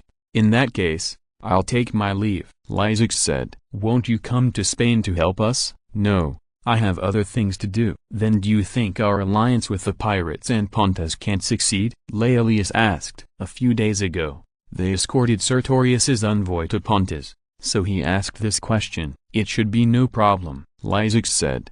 In that case, I'm relieved. After saying that, Laelius looked at him deeply. Lysax's face did not change. No matter how Laelius tried to test him, he did not intend to reveal his true identity. If it were not for the order of His Majesty the King, being a pirate would be a shame for him. Levi did not personally command the army, but sat on his flagship and patrolled around. The deputy generals were fully capable of encircling and suppressing the pirates. Chapter 238 Various. In fact, the anti-pirate campaign was just like the one in history. The pirates in the western Mediterranean were almost completely wiped out within 2 months. One by one, the pirates were nailed to the cross on the coast of the island. In the eyes of the pirates, Levi was almost synonymous with the devil, and could almost stop the crying of children at night. This situation surprised everyone. Pirates have always been a stubborn disease that has plagued Rome and the Mediterranean countries. It was incredible that they were wiped out so easily by Levi. After discovering this situation, Levi's prestige in Rome increased rapidly. Some countries in the eastern Mediterranean couldn't wait to send envoys to Rome, calling on Rome to let Levi go to the eastern Mediterranean to encircle and suppress pirates as soon as possible. They were badly harmed by pirates. Levi followed the advice and mobilized a large army to the eastern Mediterranean. On this day, he came to Cilicia, the largest pirate gathering place in the entire Mediterranean. The Cilician pirates were all over the Mediterranean. They plundered everywhere and seized unimaginable wealth. They even built their own cities and called themselves kings and generals. However, they were still no match for the Roman army. The Roman army was completely unstoppable in dealing with these pirates. One pirate town after another was uprooted. The Roman army soon attacked the largest fortress of the Cilician pirates. When can you capture that fortress? Livius asked. Cilicia is mountainous near the sea, with high mountains and dense forests. This fortress is built on a cliff, which brings certain difficulties to the encirclement and suppression. 2 days at most, Lucullus said very confidently. Not bad, Livius said. He observed the layout of the fortress. The terrain is indeed very dangerous. Being able to capture this mountain stronghold in a short time has fully proved Lucullus' ability. Report to the general. There are pirate envoys outside asking for an audience. At this time,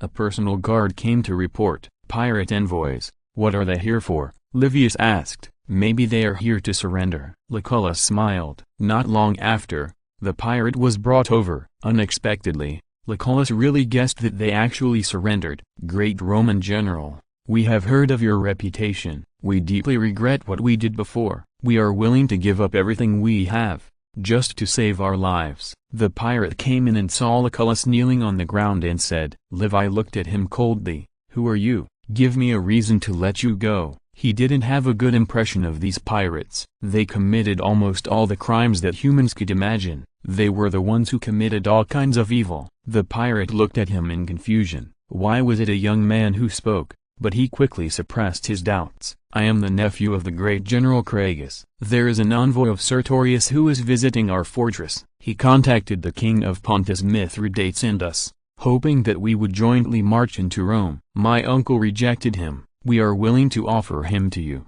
the pirate said. What did you say? Levi was shocked. The envoy of Sertorius was actually in their fortress. But think about it. There is nothing wrong. Craggus is one of the pirate kings in the Mediterranean, and he and another pirate Anticlages are the two most powerful pirates in the Mediterranean. Very good. Bring him here quickly. If he satisfies me, I can pardon your death penalty. Levi said. I don't know who you are, the pirate said with a puzzled look on his face. This person is really too young. He remembered that the Roman lieutenant named Lucullus seemed to be the one who attacked Cilicia. He was almost 40 years old. Lucius Bassius Livius, Levi said proudly. Now he really has the capital to be proud. He controls the most powerful army in the entire Mediterranean. The pirates were quickly wiped out by him. Almost all the kingdoms along the Mediterranean coast have to obey his orders. He gives him ships and people. This power is almost unimaginable. The pirate was shocked. He didn't expect that the legendary murderous devil Levi was in front of him. But he didn't expect him to be so young. It turns out to be the great General Levi. "I will take your words to my uncle now," the pirate said with fear on his face, and left here after that. "I didn't expect Sertorius to really join forces with Pontus and the pirates." Lucullus sighed and said, he had a good impression of Sertorius, thinking that he was a very upright man. He did not expect that he would be willing to join forces with Rome's enemies in order to defeat Rome. This man changed so quickly. "The pirates will be wiped out soon. It's less than 4 months. Do you think we should find something to do next?" Livius said. "You mean?" Lucullus asked. "Attack Pontus. I hope the citizens' assembly will authorize us to attack Pontus. Pontus is really bold. It dared to attack Bithynia and secretly join Sertorius. If it did these things without being punished, how can we intimidate other countries?" Livius said firmly. Lucullus nodded. "Pontus did go too far. I don't know how many Romans died in their hands. Moreover, the citizens' assembly authorized Livius to have 2 years and 8 months of power. He can really do a lot of things during this time. I hope you can support me. Let's attack Pontus together and make money together," Livius said. "Well then." Lucullus thought for a while and said, "No one thinks that the credit is too much." But for some reason, he felt as if he had lost something important. Not long after, a middle-aged man tied up was brought over by the pirates. When Levi saw him, he almost laughed. It was another one-eyed man. Hannibal was a one-eyed man, Sertorius was a one-eyed man, and this man was also a one-eyed man. There are really many famous one-eyed men in the West. "What's your name? Are you the messenger of Sertorius?" Levi asked. "Are you Levi?" the middle-aged man said in doubt. "Yes. I didn't expect you to know me," Levi said with a surprised look on his face. If the middle-aged man didn't answer, he was just guessing. There were only 2 young commanders like this in Rome. One was Levi and the other was Pompey. Pompey went on an expedition to Spain, so only Levi appeared here. "Your name is Varius, and you are a nobleman in Rome, am I right?" Lucullus said at this time. The one-eyed man looked at Lucullus coldly. "I didn't expect it to be you." "Lucullus, do you know each other?" Levi asked curiously. "No, we just know each other's names," Lucullus said. After all, he was elected as a quaestor and often appeared in Rome. It was normal for Varius to know him. Chapter 239, People's Will. "Untie him. A Roman should not be treated like this." A fake smile appeared on Levi's face. Several soldiers hurriedly stepped forward to untie him, and then Levi had someone arrange a seat for him. After this action, Varius looked much better at him. "Varius, can you tell me what your purpose is here? If you can tell me your purpose truthfully, I will consider interceding for you and removing you from the list of public enemies of the state," Levi said. "Of course, it is to contact the pirates and Pontus to fight against Rome together." Varius sneered. Levi was surprised. He didn't expect Varius to confess so readily, but soon he understood Varius's purpose. The 12 legions under Levi were too terrifying. Once the pirates were wiped out, Levi led these legions to attack Sertorius, which would be a disaster for Sertorius. So it is best to drag the pirates and Pontus into the water, so as to relieve the pressure on Sertorius to the greatest extent. "Do you have any evidence?" Levi asked. "I have a handwritten letter from the king of Pontus here. I can give it to you," Varius said. After saying that, he took out a letter from his arms and handed it to the soldier, who handed it to Livius. After reading the letter, Livius was overjoyed. This was a letter written in Greek, so Livius could understand it. With this letter, he had sufficient reasons to attack Pontus. "Are you willing to go to the Roman Senate to testify? If you are willing, I promise to do my best to help you clear your name," Livius said. "No problem," Varius said with a smile. Although they knew that they were enemies and knew each other's purpose, this did not affect their cooperation at all. Lucullus shook his head. Integrity. After Varius was sent back to Rome, the Senate immediately held a meeting to question him. "Varius, are you sure that your letter is real and not someone else's impersonation?" asked the senator. "Be so. He was once Sulla's right-hand man, and in addition, he had another more famous identity, that is, Caesar's future father-in-law. I swear to the gods, this letter is absolutely true," Varius said with a smile. Is Sertorius really going to join forces with the king of Pontus, Mithridates Vi, to attack Rome? Another senator asked. Yes, I met the king of Pontus in person, and this is his personal promise, Varius said. The senators asked one question after another, and Varius answered every question. Almost everyone confirmed that the king of Pontus did intend to join forces with Sertorius to attack Rome. Cerebio immediately began his speech. Dear senators, the situation is now very clear. Pontus has joined forces with Sertorius to try to destroy Rome. I suggest that General Levi be given absolute command, allowing General Levi to attack Pontus after destroying the pirates, and let the king of Pontus pay the price of his actions in blood. I object. The attack on Pontus still requires a mature and experienced senator to lead the team. Levi is really young. He is not suitable. At this time, Piso said. Everyone looked at him with some surprise. Piso was a capable general of Sulla's faction. It was a little surprising that he actually came out to oppose Levi. I wonder who the mature and experienced senator that Piso was talking about is? It can't be you. Cerebio sneered. Piso blushed, but did not say anything. It seemed that he had hit the nail on the head. Levi's record proves that he is a very capable general. Hannibal led his army to attack Rome in his 20s.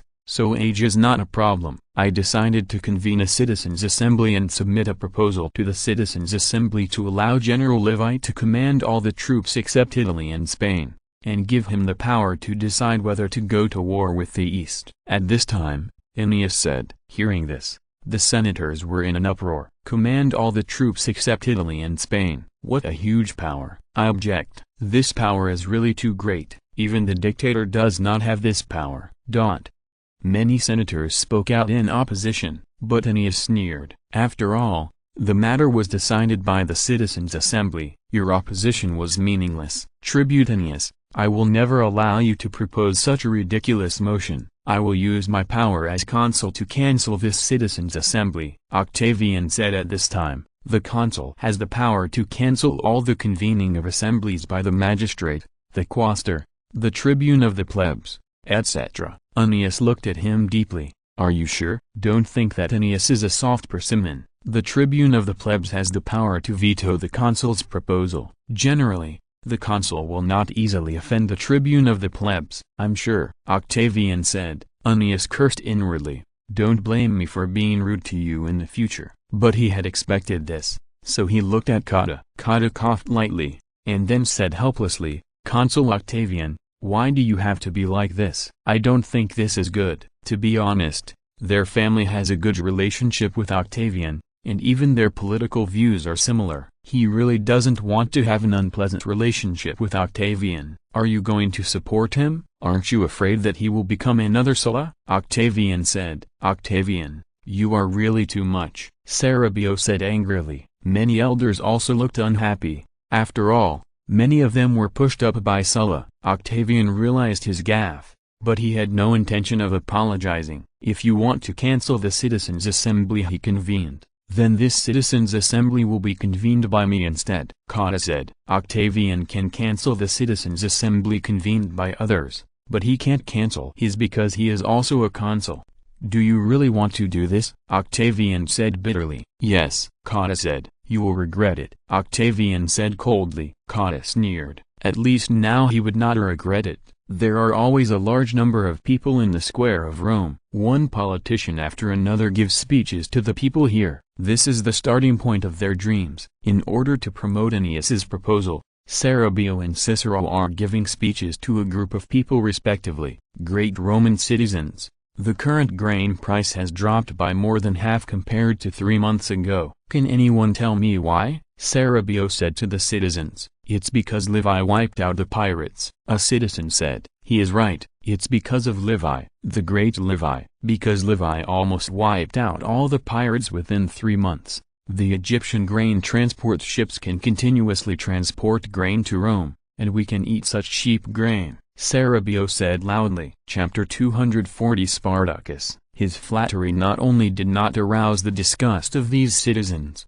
but also drew rounds of applause. Rome had abolished direct taxes on Roman citizens, and the biggest expense for many Romans was food. Due to the existence of pirates, Grain ships from Egypt and Syria could not reach Rome at all, which led to the high grain prices in Rome. This caused great trouble to the lower-class Roman citizens. But now the sharp drop in grain prices has made almost everyone ecstatic, and almost everyone is a beneficiary. Some say it will take 3 years to wipe out the pirates, and some say it will take more than 3 years. But I tell you now that it won't take even 5 months. By then, there won't be a single pirate in the entire Mediterranean. This is all because we have the wise and triumphant General Livius. Cerebio said, just yesterday, I got a message that the tribune of the people, Ennius, decided to convene a citizens' assembly to grant General Livius greater power and give him the right to go to war in the East. I hope all citizens can go and support him. The evil Pontus has colluded with Sertorius. He not only attacked our Byzantine province,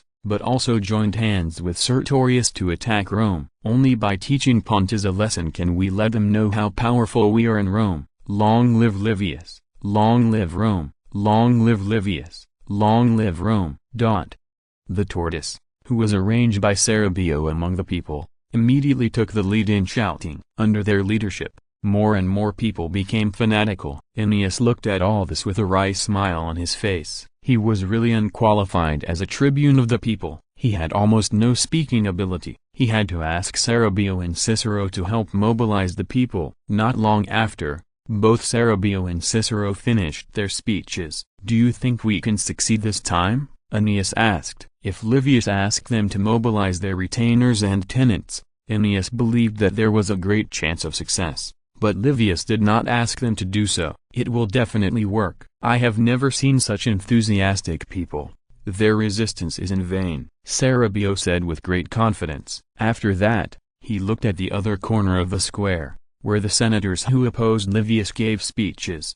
However, it looked deserted and there were not many people there. Just from the cheers of the audience, we could tell who they supported. Everyone was nervously watching this citizens' assembly. Even if some people desperately opposed it, they still could not change the voting results. In the dense forests of Cilicia, one pirate after another was escorted out by Roman soldiers. After Livius spread the news that he would send 3 more legions to Cilicia for encirclement and suppression, the will of the pirates to resist immediately collapsed. They could not fight and were surrounded and suppressed everywhere when they fled to the sea. This life was really unbearable, so a large number of pirates surrendered to Livius. In a tent, Lucullus was pointing at a map and explaining the next military action to everyone. Livius was so excited that he now handed over all military command to Lucullus. Some pirates were not worth his personal efforts. Moreover, he believed that Lucullus had enough ability to deal with these pirates. In fact, Lucullus did not disappoint him. At this time, Lysis walked in excitedly. General, good news. What good news? Livius asked excitedly. Could it be that there was news from Rome? The date was almost up. The citizens' assembly unanimously passed a resolution to grant you absolute command, allowing you to command all the troops except Italy and Spain. And all the power of the war in the East was handed over to you, whether it was war or peace. Lysis said. Hearing this, the command center was silent for a while, and then cheers rang out. That's great. Congratulations, General, Billus said. Livius also laughed out loud. I have been working hard all my life. I haven't even finished fighting the pirates yet, and I'm going to attack Pontus. But his words caused Lucullus to look down on him. He had planned to attack Pontus, but he got the upper hand. Okay, Lucullus, how many days will it take for the war in Cilicia to end? Livius asked. It will probably take another half a month. Lucullus thought for a while and said, end the war here as soon as possible,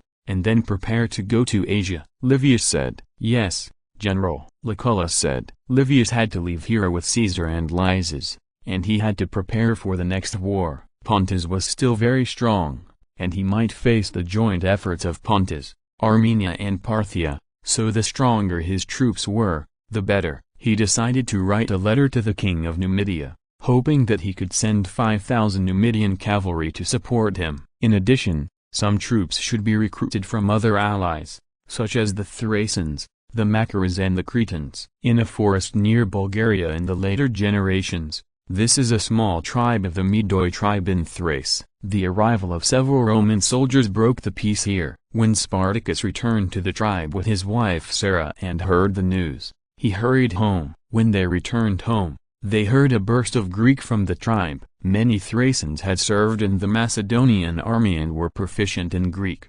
When he opened the door, he found a tall, smiling old man talking to a Roman officer. The old man was wearing a hat and had a faint tattoo on his body, which proved that he was a noble among the Thracians. Only nobles can wear hats among the Thracians. As for tattooing on the body, it is the right of warriors. Spartacus also has tattoos on his body. The Thracians are brave and warlike. Warriors have a very high status in the tribe, which is very similar to the Spartans. Father, who are they? Spartacus asked. The old man was his father Phae. In his impression, his father was always majestic, and he was not often like this today. Spartacus, let me introduce you. This is Aetius, the centurion under the acting consul Levi, appointed by the Senate. He came here on the orders of General Levi to recruit Thracians to fight for Rome, Phae said. Spartacus asked curiously, why do we have to fight for Rome? Because you are Rome's ally. According to the covenant,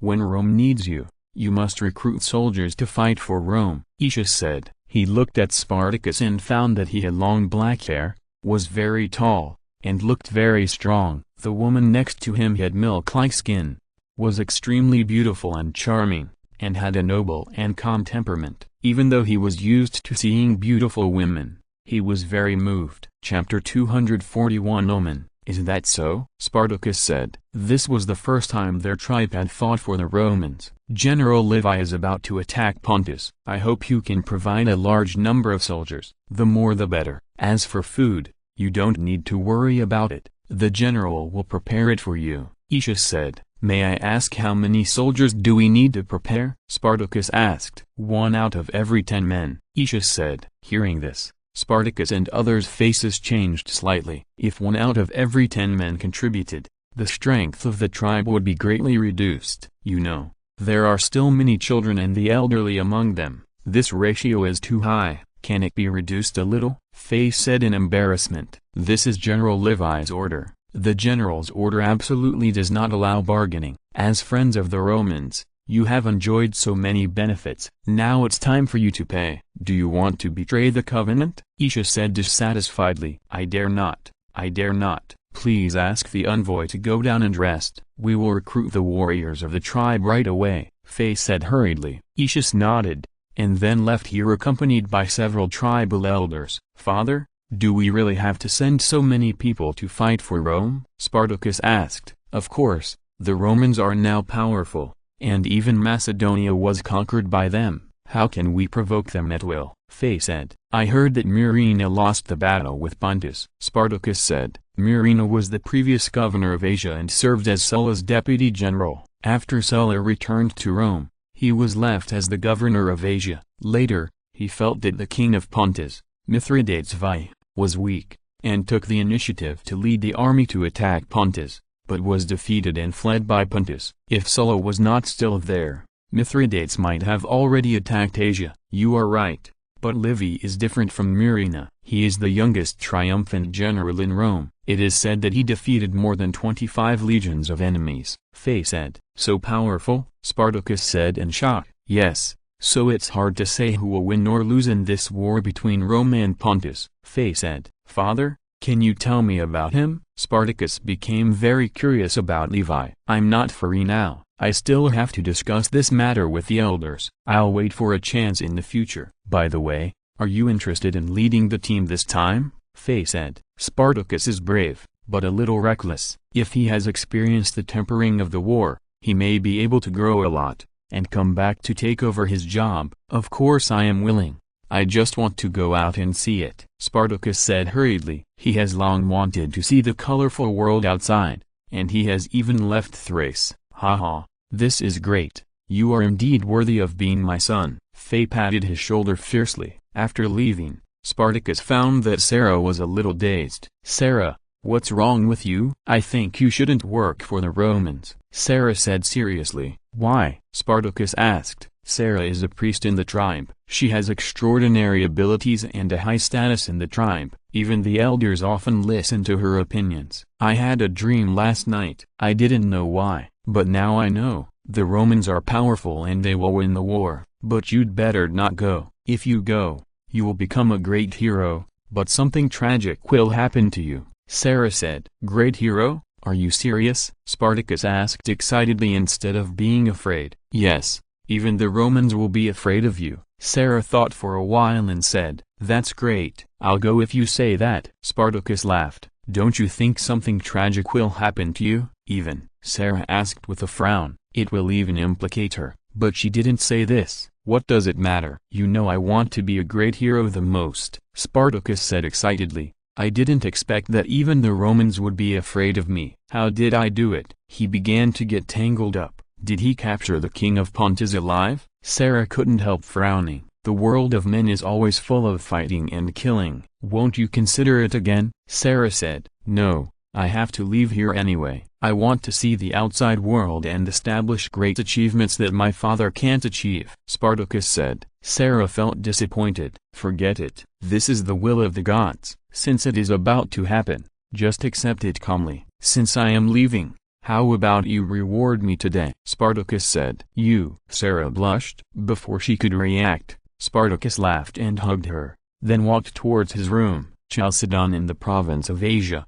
in later Turkey, east of the Bosphorus Strait. This is a busy port city in the province of Asia. A large number of ships were docking at the dock, and a large number of Roman troops were getting off the ships and then lined up in neat rows. This was the Roman legion led by Livius. The pirates were quickly wiped out by them, so he ordered his 12 legions to land here by boat. At this time, 12 guards holding guns got off the ship. After they stood still and looked around vigilantly, Livius and Lucullus and others got off the ship along the escalator. After being appointed as the acting consul by the Senate, Livius could have 12 guards holding guns. He could even appoint his deputy as the acting magistrate, so that they could also have 6 guards holding guns. Hey, it seems that Liberius didn't come to pick me up, Livius said. The current governor of Asia is Liberius. After his term as magistrate expired in March this year, Livius used his influence in the Senate to get him this position in preparation for his expedition. It should be because of the storm.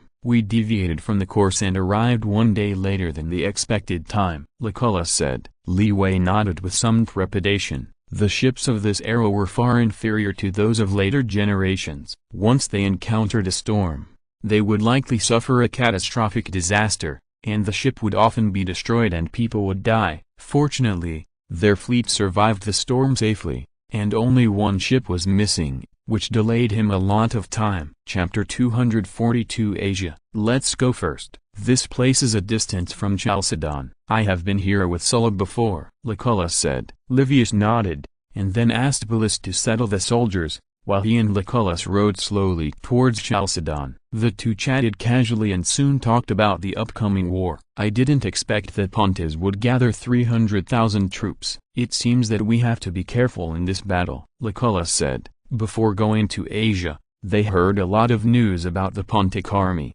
When he learned that the Pontic army claimed to have 300,000 troops, he was shocked. He didn't expect that the Pontic army would gather so many troops again. The 300,000 he said should include civilians and slaves. There are definitely not so many soldiers who can fight, Livius said. The monarchs in Asia, like ancient China, love to exaggerate the number of troops. It is good that half of the 300,000 soldiers mentioned by King Mithridates VI of Pontus are able to fight. Moreover, he was familiar with history books and knew that it was not only those monarchs who had this problem, but also many literati. For example, the most famous historian Herodotus wrote in his history book that Xerxes led an army of 5 million in his expedition to Greece. This was obviously impossible. Anyone with a little military knowledge knew that an army of 5 million could not be organized in ancient times. There was also Appian's description of the Romans fighting against foreign races,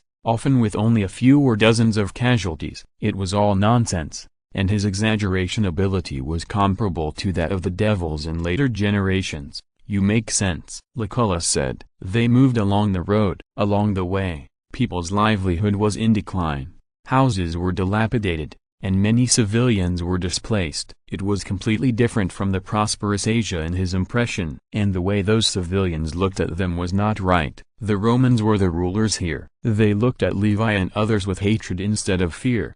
Did you see it? Their eyes were full of hatred, Levi said with a frown. Lucullus's heart moved and he nodded slightly. This is not a good thing. Asia is the front line of our war with Pontus. If the people here do not support us, then this war will be very bad. Livius said, Ahem, I may know the reason. Lucullus said, Oh, what's the reason? When Sulla fought with the king of Pontus and conquered Asia, in order to punish those who betrayed Rome, he collected 5 years of taxes from them at one time, totaling 60 million drachmas. 1 drachma equals 1 dinar. In fines, those people simply could not afford so much money, so they were bought out by the tax farmers at one time, and then they collected it from the people on their behalf. But this cannot be blamed on Sulla. You also know that General Sulla was in urgent need of military funds, so he had to do this. Lucullus said. Livius suddenly realized that this was the case. The tax farmers were not good people. With their style,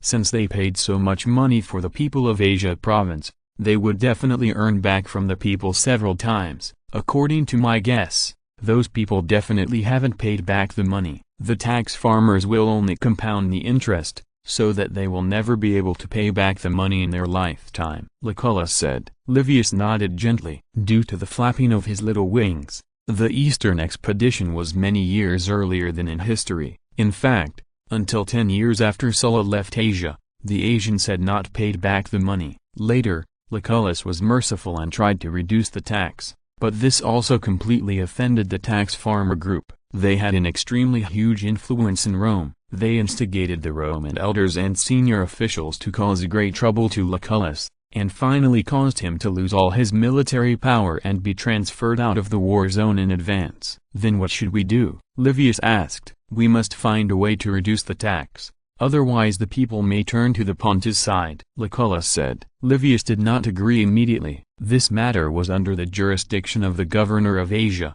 Liberius. With Livius' influence on him, he could have made Liberius do this, but this would also harm Liberius. That was a huge profit of more than 60 million dinars. With the compound interest, their profit was definitely more than 200 million dinars. I don't know how many Roman nobles and knights were involved. Whoever dared to touch such a large sum of money would definitely be counterattacked by them. Seeing that Levi did not agree, Lucullus sighed. He did not continue to persuade because he also understood the difficulty. Before they arrived at Chalcedon, they saw the team coming to greet Liberius. This team was very large. In addition to Liberius, there were many Romans and some foreigners. After seeing Levi, those people were all smiling.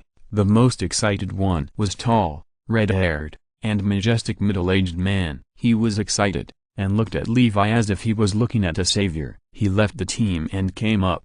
General Livius, you have to take charge for us. Those Pontic people are too overbearing. He burst into tears after saying that. The 7-foot-tall man burst into tears on the spot, which made Livius at a loss. Who are you? Livius asked. My name is Diarutus, and I am the king of Galaxia. The Pontic king Mithridates was ambitious and dared to attack Rome several times. It was simply unforgivable. This tall man was very good at talking, and he described the king of Pontus as a devil from hell. But after knowing his identity, Livius knew his purpose. Galaxia is located east of Asia, in present-day Turkey, and is connected to the province of Asia. It is a kingdom composed of Celts. As a result, Pontus was destroyed by the way after the westward expedition, so the king of Pontus became a man of lost country. What he wanted most was definitely Levi to help him restore his country. Thinking of this, Levi was not very interested in him. At least he had to leave him alone for now. Seeing Levi's cold face,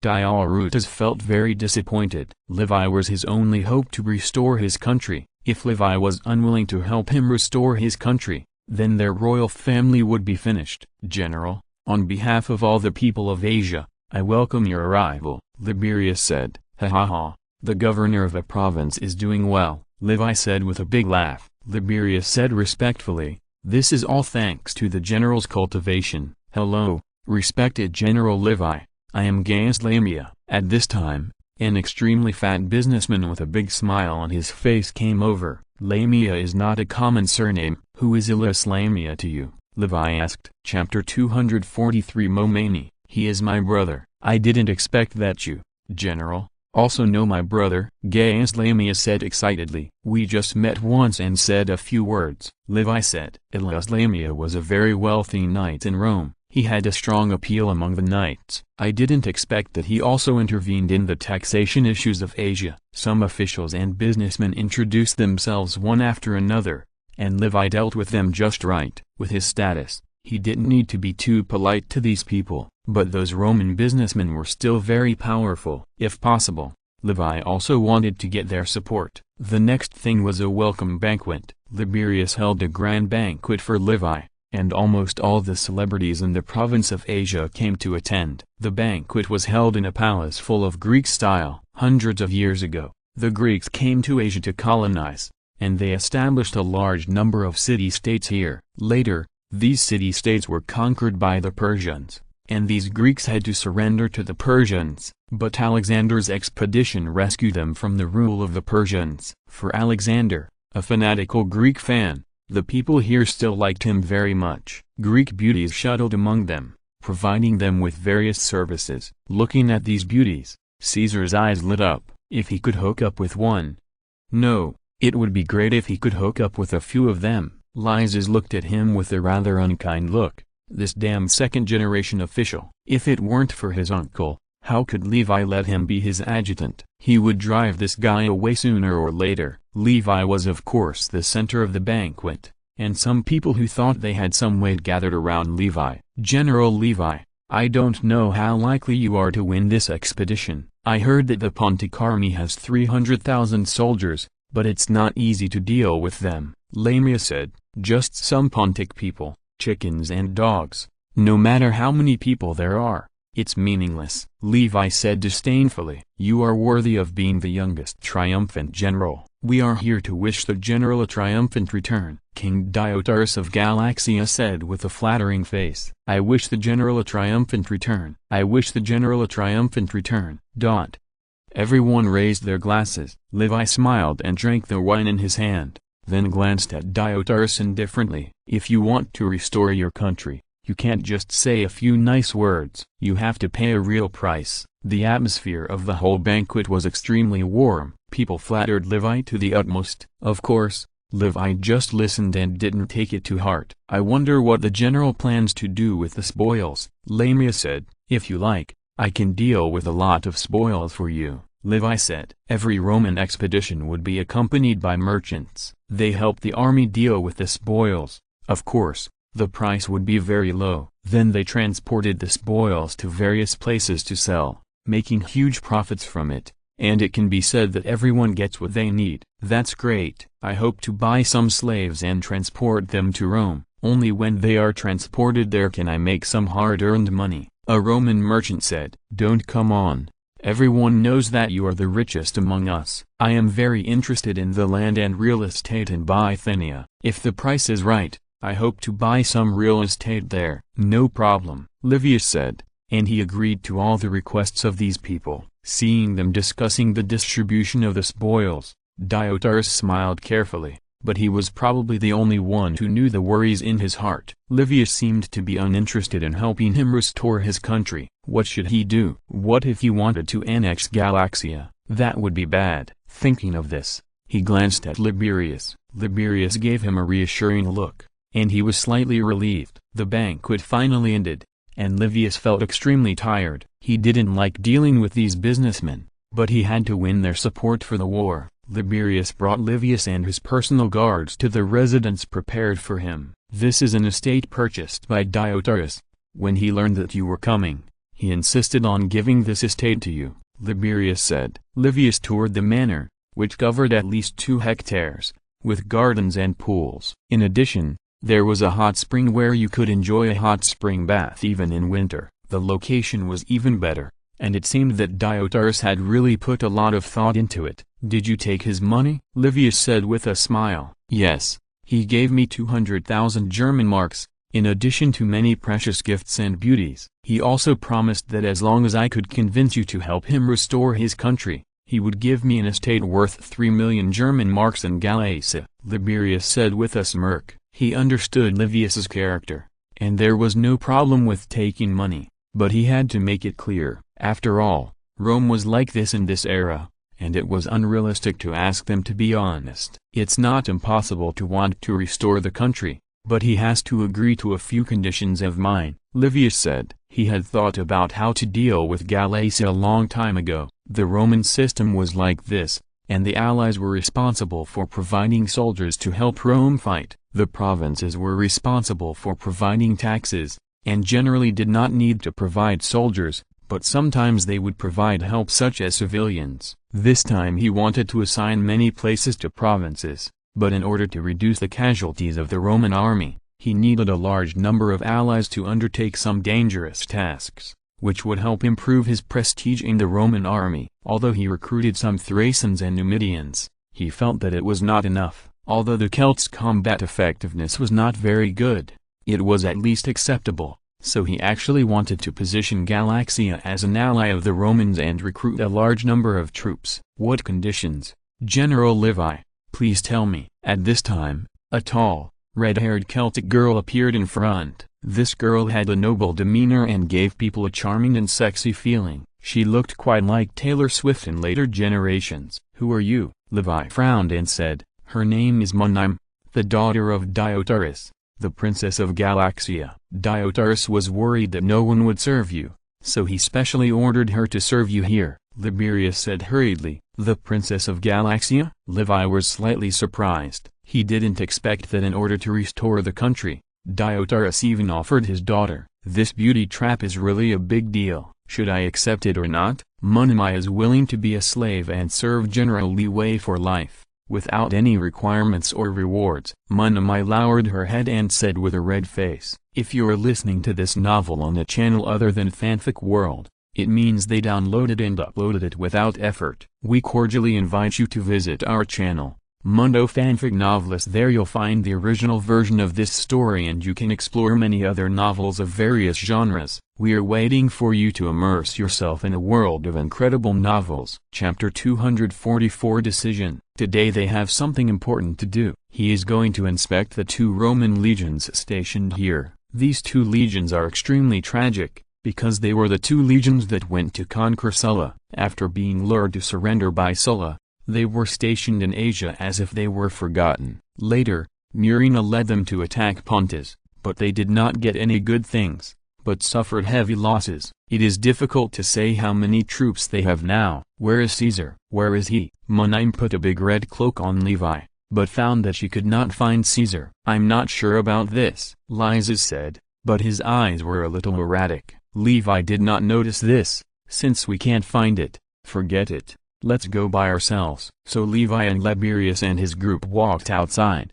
but not long after they walked, Caesar's familiar voice came over. This beautiful lady, I wonder if I have the honor to meet you. Levi stopped and found that Caesar stopped a maid with a charming smile on his face. Who are you? The maid said in a panic. Gaius Julius Caesar, adjutant of General Levi. My uncle is Cotta, this year's Roman consul, Caesar said, shamelessly bringing out his identity as the second generation of an official. I didn't expect you to be General Levi's adjutant. You are so amazing. The maid was shocked. My name is. Levi's face was full of black lines. He couldn't find you for a long time, and he didn't expect you to pick up girls here. It's true that it's easy to change the country, but it's hard to change one's nature. Levi glanced at Lysis and found that Lysis had a barely noticeable smile on his lips, but this smile quickly disappeared, and his face became serious. Caesar, let's go.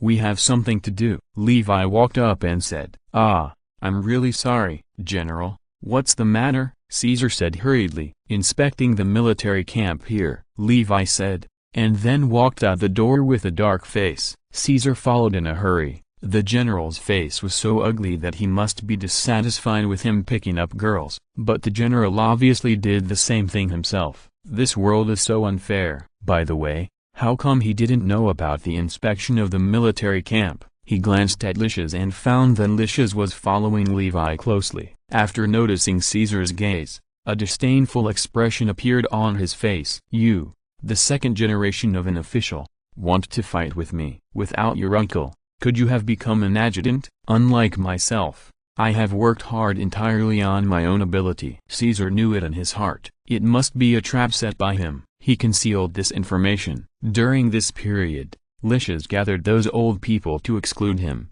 and Caesar suffered a lot for this. But is it necessary to do this? He, Caesar, is not interested in being an adjutant for life. After this battle, he will resign from the position of adjutant, work as a lawyer for a few more years, and then find a way to develop into politics. He has only one goal, and that is consul. As they walked out of the city, pedestrians on the road saw Levi and others and gave way to them. They showed awe on their faces, but there were also many disgusted expressions on their faces, which made Levi very uncomfortable. At this time, a group of people came from another intersection. One of the young men had his hands tied with a rope, and the rope was held in the hands of a big man behind him. When he saw Levi and others, the big man quickly gave way. When the young man saw Levi and others, he cursed, "Damn Romans, you are like greedy vultures. I hope Mithridates will defeat you soon." Hearing this, everyone was furious. A soldier walked up, kicked him hard, and then beat him violently. "Damn foreigner, you dare to curse the Romans. You don't want to live." Levi stopped his horse and frowned as he watched all this, and finally stopped the soldier. "Stop." The soldier saw Levi speak, so he had to stop and spit hard on the young man's face. "I'm so sorry, sirs. He was sold as a slave today, so he's very unhappy." The middle-aged man behind the young man said apologetically. "Why was he sold as a slave?" Levi asked. "Because he owed a loan shark and couldn't pay the interest." The middle-aged man said, "I borrowed 30 drachmas to pay taxes, but I still haven't paid him back 100 drachmas. It's all because of you Romans. If it weren't for you, I wouldn't owe so much money." The young man cursed fiercely even though his face was covered in blood. "Enough, shut up." The middle-aged man kicked him hard, and then gave Levi and the others a flattering smile. "Really? You can go now," Levi said. "Thank you, General." "Thank you, General." Just by looking at the 12 guards holding guns following Levi, you can tell his identity. "I didn't expect Levi to be so easy to talk to." "I'm so sorry that this happened," Liberace said apologetically. "Nothing. I just want to know if the Asians hate the Romans so much," Livius said. Liberius was embarrassed. How could he respond? He thought for a long time and finally said, "When Sulla came here, he carried out a large number of massacres and sold many people into slavery. Not only did he let the soldiers live in the homes of wealthy merchants, but he also asked the wealthy merchants to pay them a month's salary every day, and many wealthy merchants lost their fortunes because of this. Afterwards, the tax was paid to the tax farmers at a price of 60 million drachmas. In the past few years, the Asians have paid at least 240 million drachmas, and this tax has not been paid off. Many families have to sell themselves into slavery." "What a group of greedy guys," Livius said. Liberius nodded. "Whenever they got involved in usury, their families would often be broken up." "Do the civilians you recruited think the same way?" Livius asked. "This.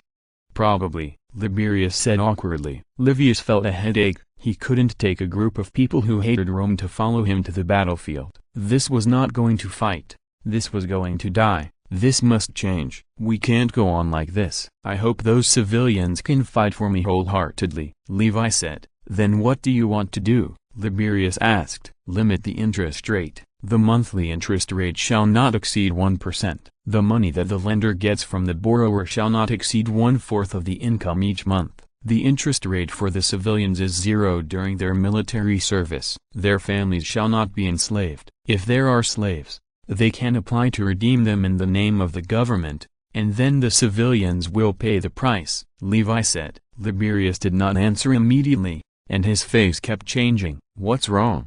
Don't want to do it?" Levi said with a smile. Chapter 245 Angry. "No, it's just that there are too many people who will be offended by doing this," Liberius said with a wry smile. I understand your difficulties. You can come up with 60 million drachmas. Those loan sharks are not easy to deal with, but this is related to the victory or defeat of the war. I don't want to make any mistakes. Levi said, if you don't want to issue it in my name. No, I am the governor of Asia, and I have the right to issue this order, Liberius said. Levi nodded. You can spread the word and say that I asked you to do this. If they are dissatisfied, they can come to me. Liberius nodded. It would be fine if Levi was willing to endorse it. He was afraid that Levi would put all the responsibility on him. He couldn't afford to offend those people. Not long after, they came to the military camp outside the city. Outside the military camp, there were a large number of small stalls and vendors. In Asia,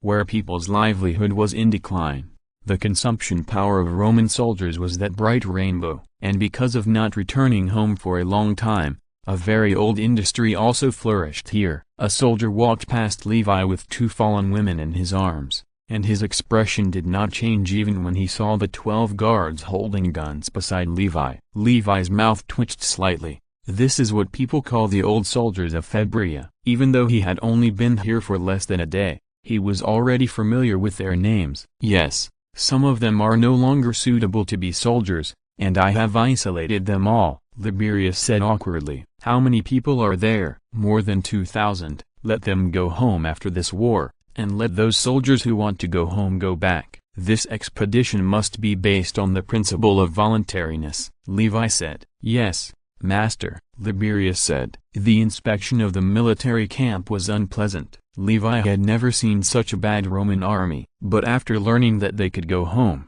the entire military camp cheered loudly. After the final statistics, there were less than 1 legion willing to participate in the expedition. Anyway, 1 more Roman legion was finally added. Soon, Liberius officially signed an order to limit the interest rate of usury. As soon as this order came out, the whole of Asia was jubilant. I don't know how many people were grateful to Liberius, but this also completely offended some people. General Livius, if you are willing to let me accompany the army, I dare to guarantee that when we arrive in Pontus, large areas will follow us. In Livius's residence, a tall man said respectfully. The man was weathered and his face was full of wrinkles, but his eyes were bright and he looked very energetic. His name was Archelaus. He used to be the commander of the army under the king of Pontus, commanding the Pontus army with an absolute numerical advantage to fight Sulla. But he was defeated repeatedly, and finally he realized the strength of Rome, so he defected to the side of Rome. This is the legendary guide party, and it is the kind that brings its own dry food. Liberius recommended this person to him, and Livius thought it might be helpful, so he met him. Livius asked curiously, why are you doing this? Although Archelaus was very enthusiastic, Livius did not dare to believe him. Pontus can never be a match for the Roman army. I hope to minimize the harm to the people of Pontus during the war, Archelaus said sincerely. Are you willing to make Pontus a province of Rome? Livius asked. No problem. As long as the general minimizes the killing of the people of Pontus, I am willing to pay my loyalty, Archelaus said. If they resist, I will follow the rules of Rome. The people of the resisting city will sell themselves into slavery. Livius said. No problem, Archelaus said. Okay, I believe you for now, and you will follow the army when the time comes. Livius nodded and said. Thank you, General, Archelaus said excitedly. At this time, Caesar walked in. General, many merchants outside want to see you. Haha, finally here. The reaction is a little slower than I thought.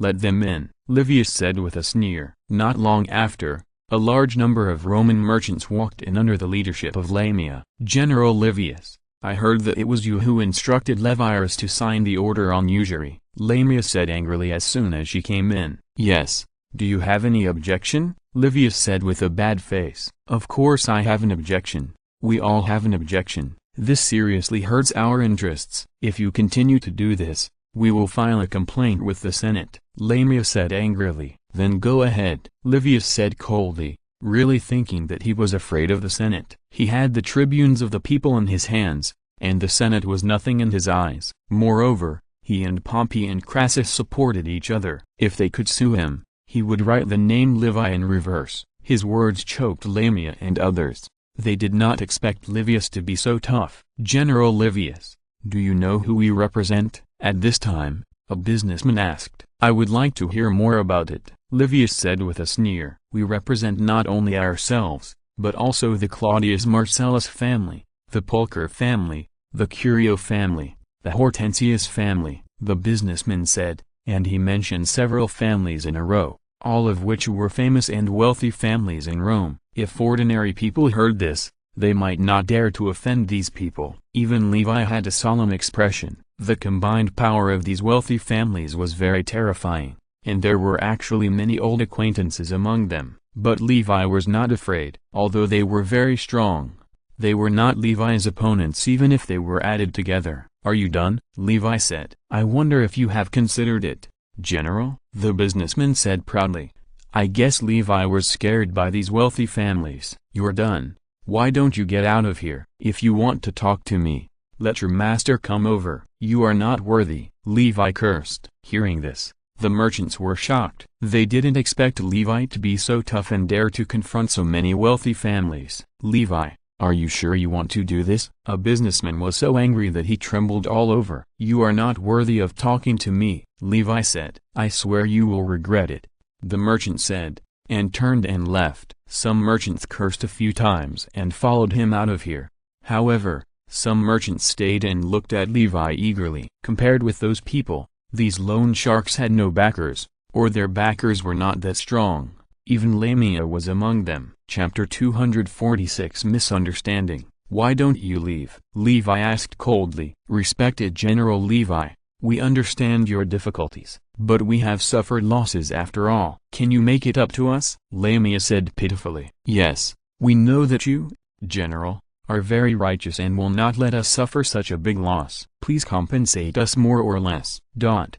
Others complained one after another, looking very pitiful, but Levi knew that these were all ruthless guys. They had recovered nearly 240 million drachmas of 60 million drachmas in taxes, but they were still not satisfied. But he didn't intend to offend them completely. After all, they represented a very powerful force. "You can report your losses to Liberus, and I will sell you a part of the future spoils at a low price." Levi thought for a while and said, "I wonder how much part it is?" Lamia asked. "It depends on the situation." "Really?" Lamia and others looked bitter, but after all, they couldn't do anything, so they had to agree for the time being. However, how to deal with this matter in the end depends on his brother's opinion. In the military camp, Publius Perkel was walking around anxiously. Today, Levi invited his brother to discuss the usury issue, and he didn't know how the discussion went. At this time, he heard footsteps outside, and Appius Perkel walked in. "Brother, what did he say?" Publius asked, but seeing his brother's gloomy face, he felt that this was not a pleasant meeting. "He said that we have made 4 times the profit, which is enough, and our debt can still be repaid, but it will take a little longer." "I hope we can understand," Appius said. "So there is no compensation?" Publius said angrily. "Their family invested 4 million drachmas, but they have earned 20 million drachmas in profit. The most important thing is that they can make at least 2 million drachmas in profit from here every year, but this source of income has now been destroyed by Levi." "No. He said that we can be allowed to purchase some of the spoils first." "Asshole, what's the use of this? Is this how he repays our family? My father died because of him." Looking at his angry brother, Appius also agreed. Levi was really too much, and he heard that his sister had an indescribable relationship with him. "I think we should unite and teach him a lesson," Publius said. Appius nodded. "You are right. We must not let him infringe on our interests. It's just that he has a good relationship with Crassus and Pompey recently, so we need to be careful when dealing with him." The alliance between Levi, Crassus and Pompey has been kept secret, and no one knows about it. The same is true for the 3 giants of Caesar in history. When the Senate later learned of the existence of this alliance, they were almost crazy and questioned them in the Senate. "It doesn't matter. We can persuade Crassus. As long as Crassus doesn't interfere, we can definitely make Levi suffer a big loss," Publius said. "Okay, let's do it." Appius Perkel finally agreed. So the 2 brothers wrote a few letters and found a slave to send back to Rome. The Thracian army finally arrived, with a total of more than 10,000 people. This number is a bit small, but it's still acceptable. Livius originally planned to train and integrate them for a period of time, but because he received news that the king of Pontus, Mithridates I, had invaded Asia, he had to lead the army to fight. On the beautiful shore of Lake Isnik, Spartacus was galloping along the road with 30 Thracian cavalrymen. They held shields in their hands, curved daggers on their waists, and had all kinds of tattoos on their bodies. Looking around vigilantly from time to time, Spartacus was not interested in the beautiful scenery along the way. Because he had seen too much of this kind of beauty, he preferred the prosperous city of Horsidon. Everyone, be careful, we are almost in Nicaea. According to the news we received, the Pontic army is besieging Nicaea. Aetius said. Yes, sir. Spartacus said. At this time, a group of refugees came in front. They helped the elderly and children, and their faces were full of panic. Seeing Aetius and others, they were even more terrified and fled. Stop, everyone in front, stop, I am Aetius, the cavalry captain, the same level as the centurion of the Roman army. Now I order you to stop, Aetius said loudly. The refugees did not believe it, but fled even faster, so Aetius had to order his cavalry to capture a few people and bring them back. The Thracian cavalry immediately rushed forward with strange cries and quickly captured a few people and brought them back. Why are you running away? Didn't you hear my order? Aetius said dissatisfiedly. Are you really the Roman army? A refugee said in disbelief. Of course.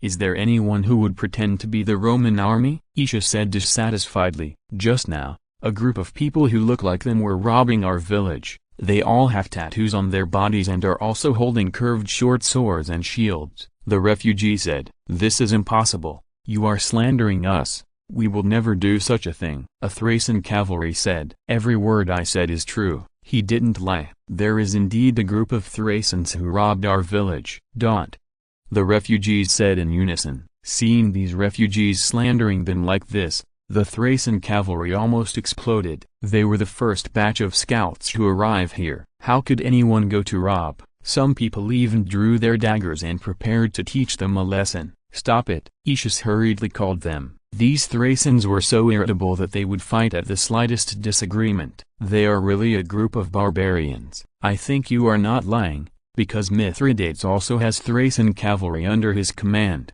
They may have recognized the wrong person, Aetius said. Hearing this, Spartacus and others were shocked. There is such a thing? You don't have to doubt it. The Pontus army has all kinds of people, including Thracians. Tell me, where do you live? How many of them are there? Aetius said. He wanted to say barbarians, but fortunately he stopped in time. He was just trying to get news about the Pontic army, so he could take this opportunity to catch a few of them. We live not far to the left in front. They have more than 300 infantry and more than 30 cavalry, said a refugee. Chapter 247 Impersonation. Aetius looked solemn. It was not easy to catch so many people. We can pretend to be the army of Pontus and catch a few people and run away. If they dare to chase us, we can set traps on the road and take the opportunity to kill their cavalry. Spartacus said. Not a bad idea. Let's do it. Aetius looked at him with admiration. It must be said that his mind is very flexible and he doesn't look like a barbarian at all. So they split into two groups. Aetius asked a refugee to lead Spartacus and others to their village,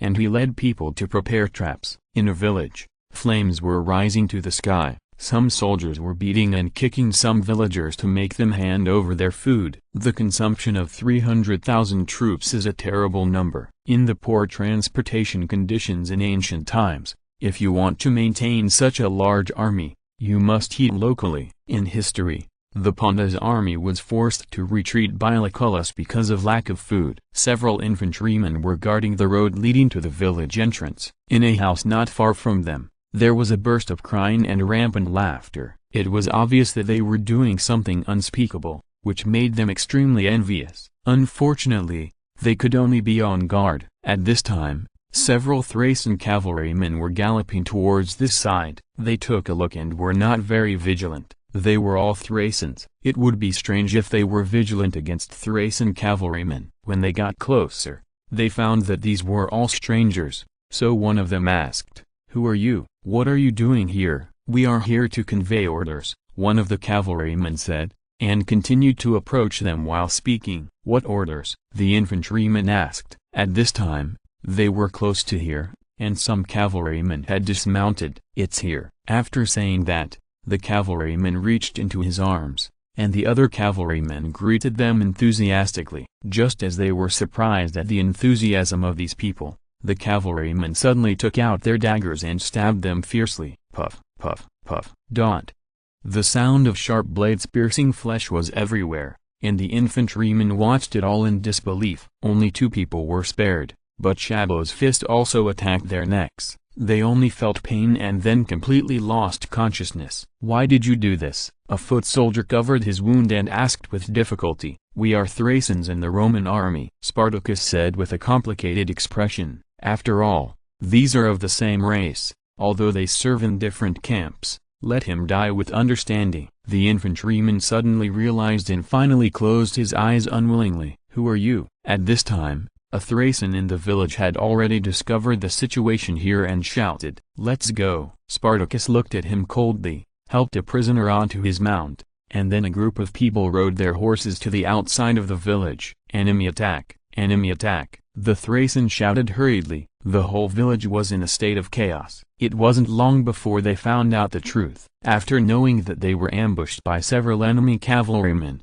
a Thracian commander started to curse. So more than 30 riders rushed out of the village like a whirlwind. The enemy's mounts carried more than 1 person and couldn't run fast. Sure enough, they didn't chase for long before they caught up with the enemy cavalry. They were running along the road, away from Nicaea. "You can't run away, you bastards! I'm going to kill you!" a Thracian roared. Spartacus looked at him coldly, whipping the horse in his hand, trying his best to distance the 2 sides. Seeing the distance between the 2 sides getting closer and closer, the Thracian cavalry in the back showed a cruel smile on their faces. They could already imagine the feast of killing that was about to happen. At this moment, a burst of shouting suddenly came from both sides of the road. "Get up!" The Thracian cavalry in the back was shocked. At this moment, trip ropes were pulled up on both sides of the road. The horses were unable to dodge and were tripped by the trip ropes. They fell to the ground with a bang and slid forwards for a long distance before stopping. The cavalrymen also felt dizzy and fell off their horses. Falling off a horse at full speed is a terrifying thing.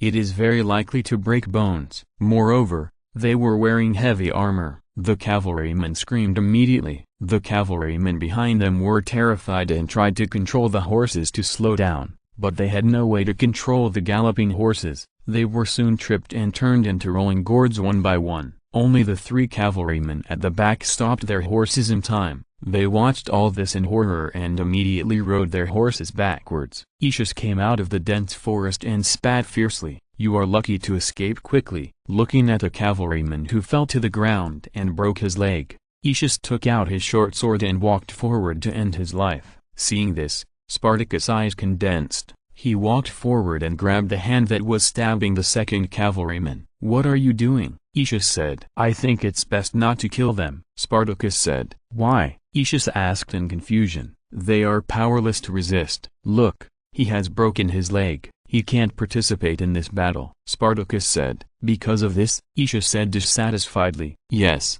we shouldn't kill people who have no power to resist," Spartacus said. Aetius was almost amused and couldn't help but roared loudly. "Spartacus, do you know what this is? This is a war, a life-and-death war. They wanted to kill you just now, but now you want to let them go. Is it because they are Thracians that you show mercy?" Spartacus did not answer, but remained silent. In fact, Aetius guessed correctly. If they were not Thracians, Spartacus would never stop Aetius. At this time, his Thracian cavalry almost stood behind Spartacus at the same time, looked at Aetius coldly, and expressed their support for him. Seeing this, Aetius's face turned pale. "These damn Thracians, these damn barbarians." But soon he felt a fear. Will these people kill him? Disobeying military orders is a capital crime. It is entirely possible in this wilderness. Actually, what you said makes sense. If we leave them behind, we can consume the food of the Pontic army. Pontus claims to have an army of 300,000. Food must be very scarce, and they have to allocate people to take care of him. which can increase their manpower burden. Aetius immediately became timid and began to take the initiative to find excuses for Spartacus. Chapter 248 Mithridates, his good life has just begun, and he doesn't want to die here. The other Thracians looked at Spartacus, wondering if they wanted to kill him. Spartacus shook his head. With so many of them coming out, if the others were unharmed and only Aetius died, it would be strange if the Romans didn't get suspicious. But we must take a few high-ranking people back, so that we can get the intelligence that the higher-ups want, Aetius said. No problem. Spartacus fully agreed with this. The injured Thracian cavalry looked at Spartacus with gratitude. If it weren't for him, they would probably all die at the hands of Aetius. Therefore, they answered all his questions, and finally they took away 3 cavalry prisoners. I won't report what happened today, but you'd better not do this in the future. If you violate military orders in the army, you will die, Aetius said in a low voice with a serious face. Thank you, Spartacus said casually. Aetius shook his head. He didn't know if Spartacus listened to it. With his temper, it would be strange if he didn't suffer in the future. Only he was willing to endure this kind of humiliation. If he met someone else, he would definitely report this matter quietly. The city of Nicaea was undergoing a fierce siege. Siege vehicles, ladders and towers were constantly approaching the city walls, but they were destroyed one after another by the defenders of Nicaea. An old man with white hair and wearing a purple robe was watching all this from a distance with a group of generals. Although he was very old, he looked very energetic, but his face was extremely cold.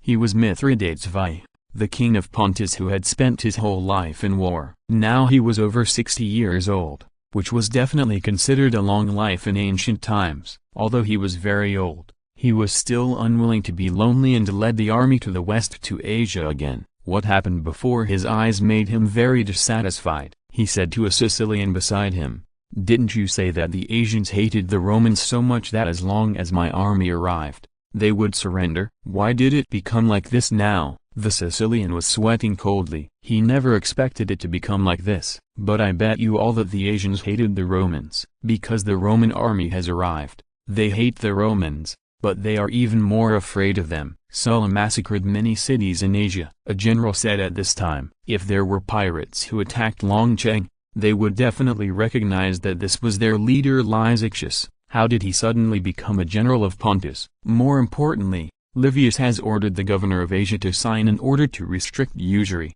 which gives those Asians a chance to breathe. They are all very grateful to Livius and Liberius, Lysichus said.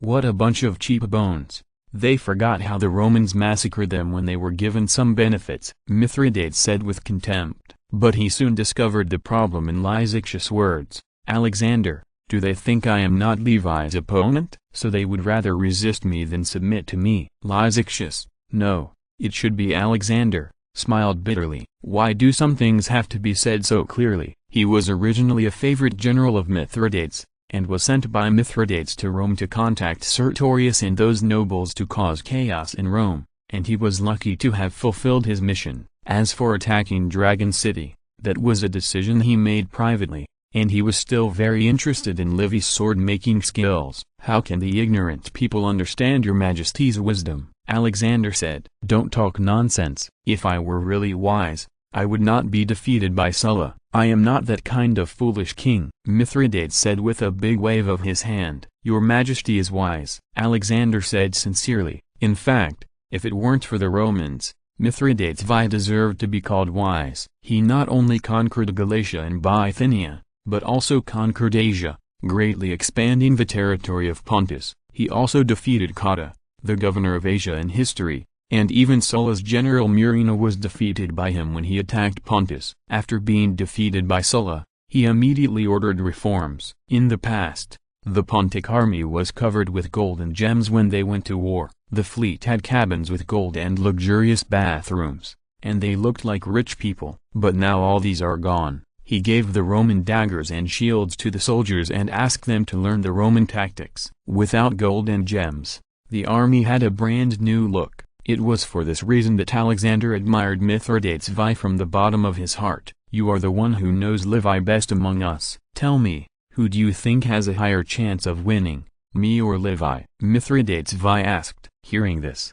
Alexander was embarrassed. This question was difficult to answer. This time, Levi led 12 legions, plus a legion from Asia, and his strength far exceeded that of Sulla. Moreover, he had the full support of Rome and recruited Thracians and other tribes. He should not be underestimated. Alexander said very tactfully. "How dare you, Alexander? Are you saying that your majesty is no match for Levi?" At this time, the eunuch Dionysus said angrily. He was loyal to Mithridates Vi, so how could he tolerate Alexander saying such disrespectful words? "Your majesty, please forgive me. I mean that the enemy is very strong, and this time it will probably be a tough battle," Alexander said hurriedly. "It doesn't matter. I still have some tolerance," Mithridates Vi said, "but we also train according to the Roman training method, so our strength may not be much worse than theirs. Didn't Murina's army get defeated by us? So don't be too afraid of the Romans." Hearing this,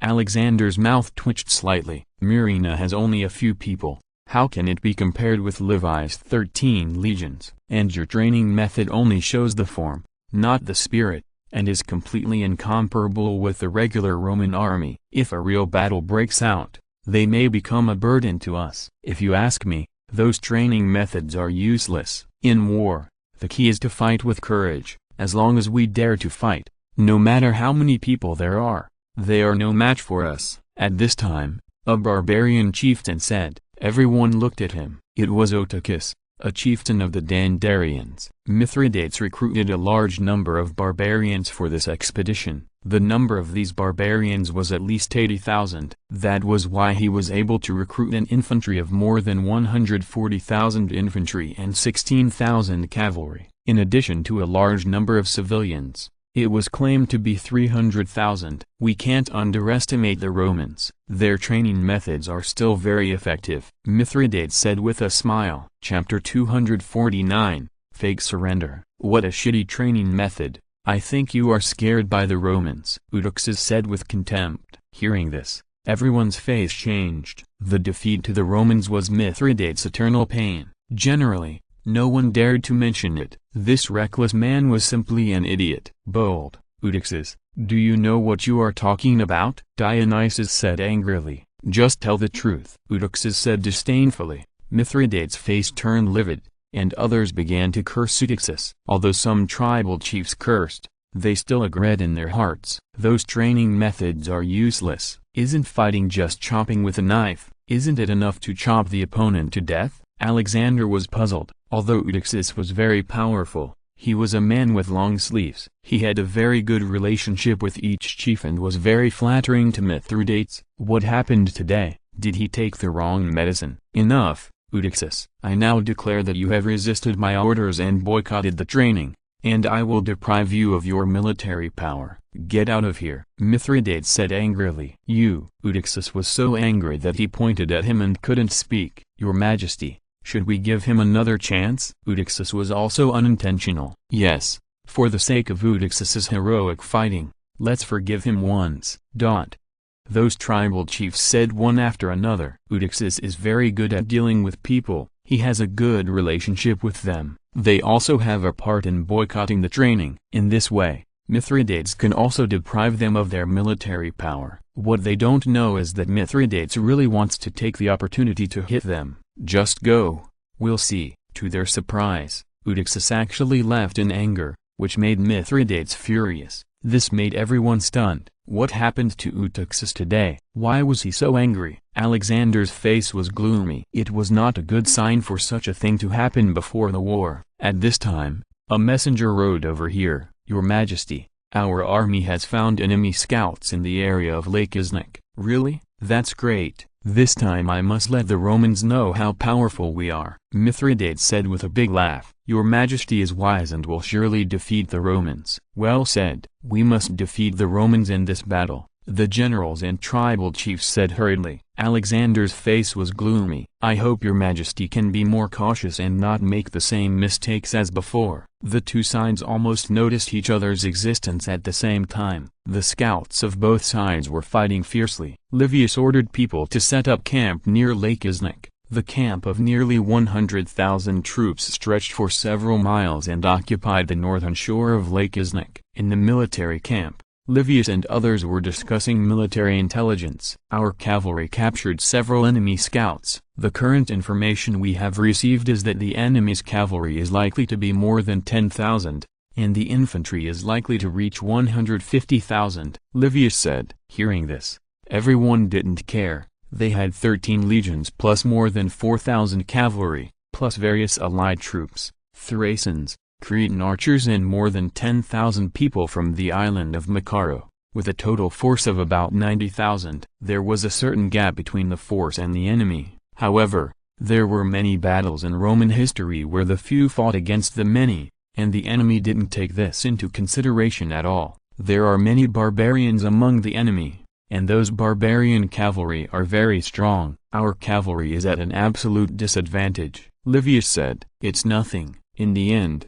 the battle still depends on the infantry to decide the outcome, Bullis said. Livius nodded. Infantry was king in Rome. Before the appearance of stirrups, the combat effectiveness of cavalry was severely restricted. Unfortunately, due to the long journey, his Numidian cavalry had not arrived yet. According to the news we have received, the enemy is likely to be extremely short of food. Mithridates sent a large number of troops to collect food everywhere, but they are attacking Nicaea. Once they capture Nicaea, their food shortage can be alleviated to a certain extent. Livius said. Everyone nodded. If there were really 300,000 troops, the logistics would be a headache. The Romans had never organized such a large army. The question now is whether we should fight them or confront them. If we confront them, they may collapse due to lack of food, but it may also lead to the fall of Nicaea. Livius said. Of course we will fight. This is our province. We have been letting them attack our cities here, and we don't care about Pontus's strength at all. Dolabella said immediately. That's right,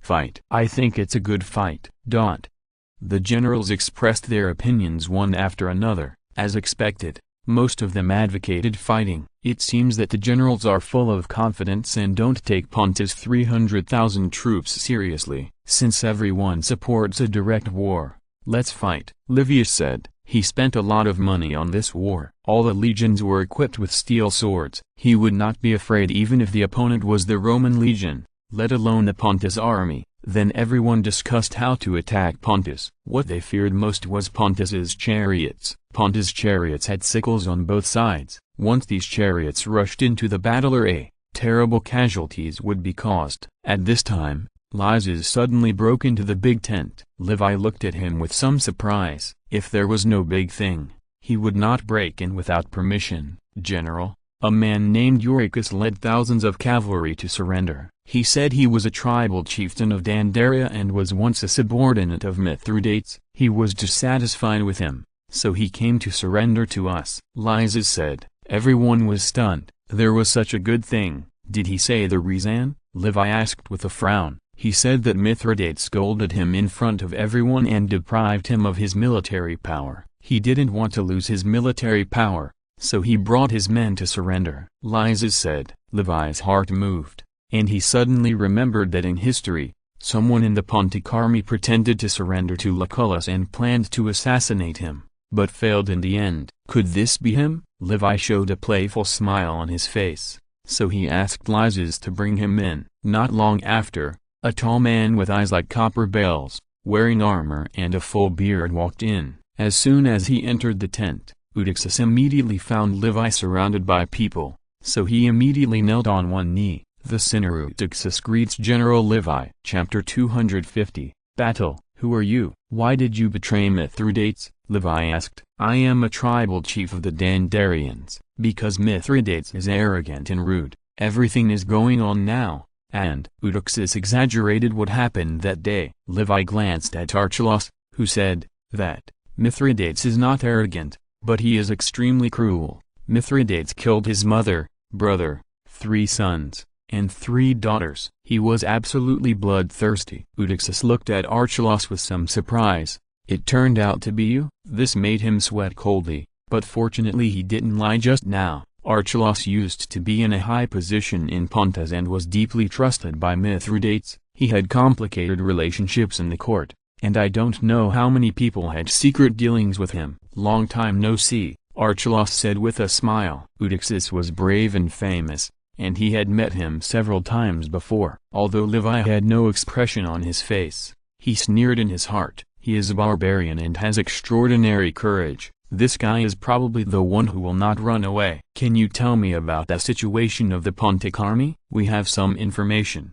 but it is not very detailed." Levi did not intend to turn hostile immediately, but asked about the intelligence of the enemy. "Of course, the situation of the Pontic army is clear, and I am willing to tell the general everything I know." "The Pontic army has infantry," said Eudoxus. Levi and others listened quietly. This was a little different from what they knew, but the difference was not big. Occasionally interrupting to ask some questions, they soon had a general understanding of the situation of the Pontic army. Levi and the generals looked at each other, and Levi sent someone to arrange Eudoxus. No matter what, this was the first person to betray Mithridates. Even if it was fake, he would treat him well out of the idea of buying a horse bone with a lot of gold. But he had decided to assign him a mission that was bound to kill him and let him die. The next day, Levi got up from the bed with bloodshot eyes. Yesterday, he personally observed the terrain, discussed the battle meeting with the generals, and issued orders to the military tribune and the chief centurion. He was busy until late at night, which made him still a little depressed. Today is the day for them to fight the enemy. The weather, the terrain, and the people are all on their side. There is nothing to say, just one word: do it. Caesar brought him water to wash his face, and Levi looked at him with some surprise. "Why did the sun rise from the west? Why did our eldest son do such a thing?" Levi said jokingly. He remembered that in the past, either the guards or Lysis did it, but Caesar had never done such a thing. Caesar smiled awkwardly, without explaining the reason, but said, "General, today is the day of the battle. Can you let me go to the battlefield to kill the enemy and make meritorious service?" "What's wrong?" "Not used to staying here," Levi said. He also noticed the secret fight between him and Lysis, but he did not intervene, but let Caesar solve it himself. But now it seems that Lysis has always firmly suppressed Caesar,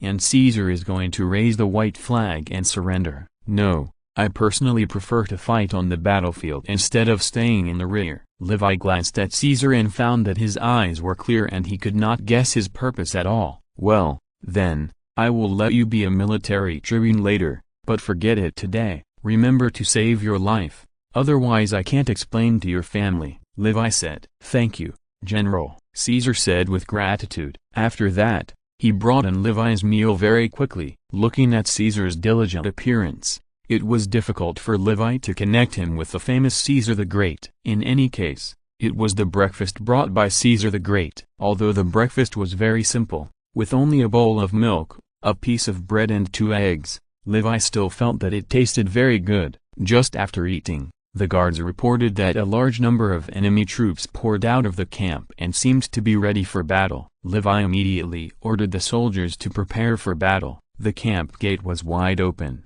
The exciting military trumpet sounded, and a large number of soldiers rushed out of the gate like a tide. "Hurry up, follow me closely." "Spartacus, take care of your people. Remember to let them follow the team flag closely and listen to my orders," Aetius said to Spartacus. These Thracians did not understand flag language at all, so they could only rely on their own orders. "Got it, sir," Spartacus said excitedly. This was a major battle that might involve nearly 400,000 people. If he returned to his hometown, he could brag about this experience to them. Spartacus and the Thracian cavalry followed Aetius out of the camp slowly, and then began to deploy troops under the command of Baelius. "Don't talk nonsense," Aetius said to the Thracians. After Aetius kept scolding, the Thracians finally quieted down. At this time, a herald conveyed Baelius's order. Teams of cavalry bravely scouted in front of the enemy's formation. Soon they found the enemy's chariots and quickly informed Levi of the news. "Is it really arranged in the Central Army? Inform all the Macaro Island slingers and elite slingers to be transferred to the Central Army," Levi said. After receiving Levi's order,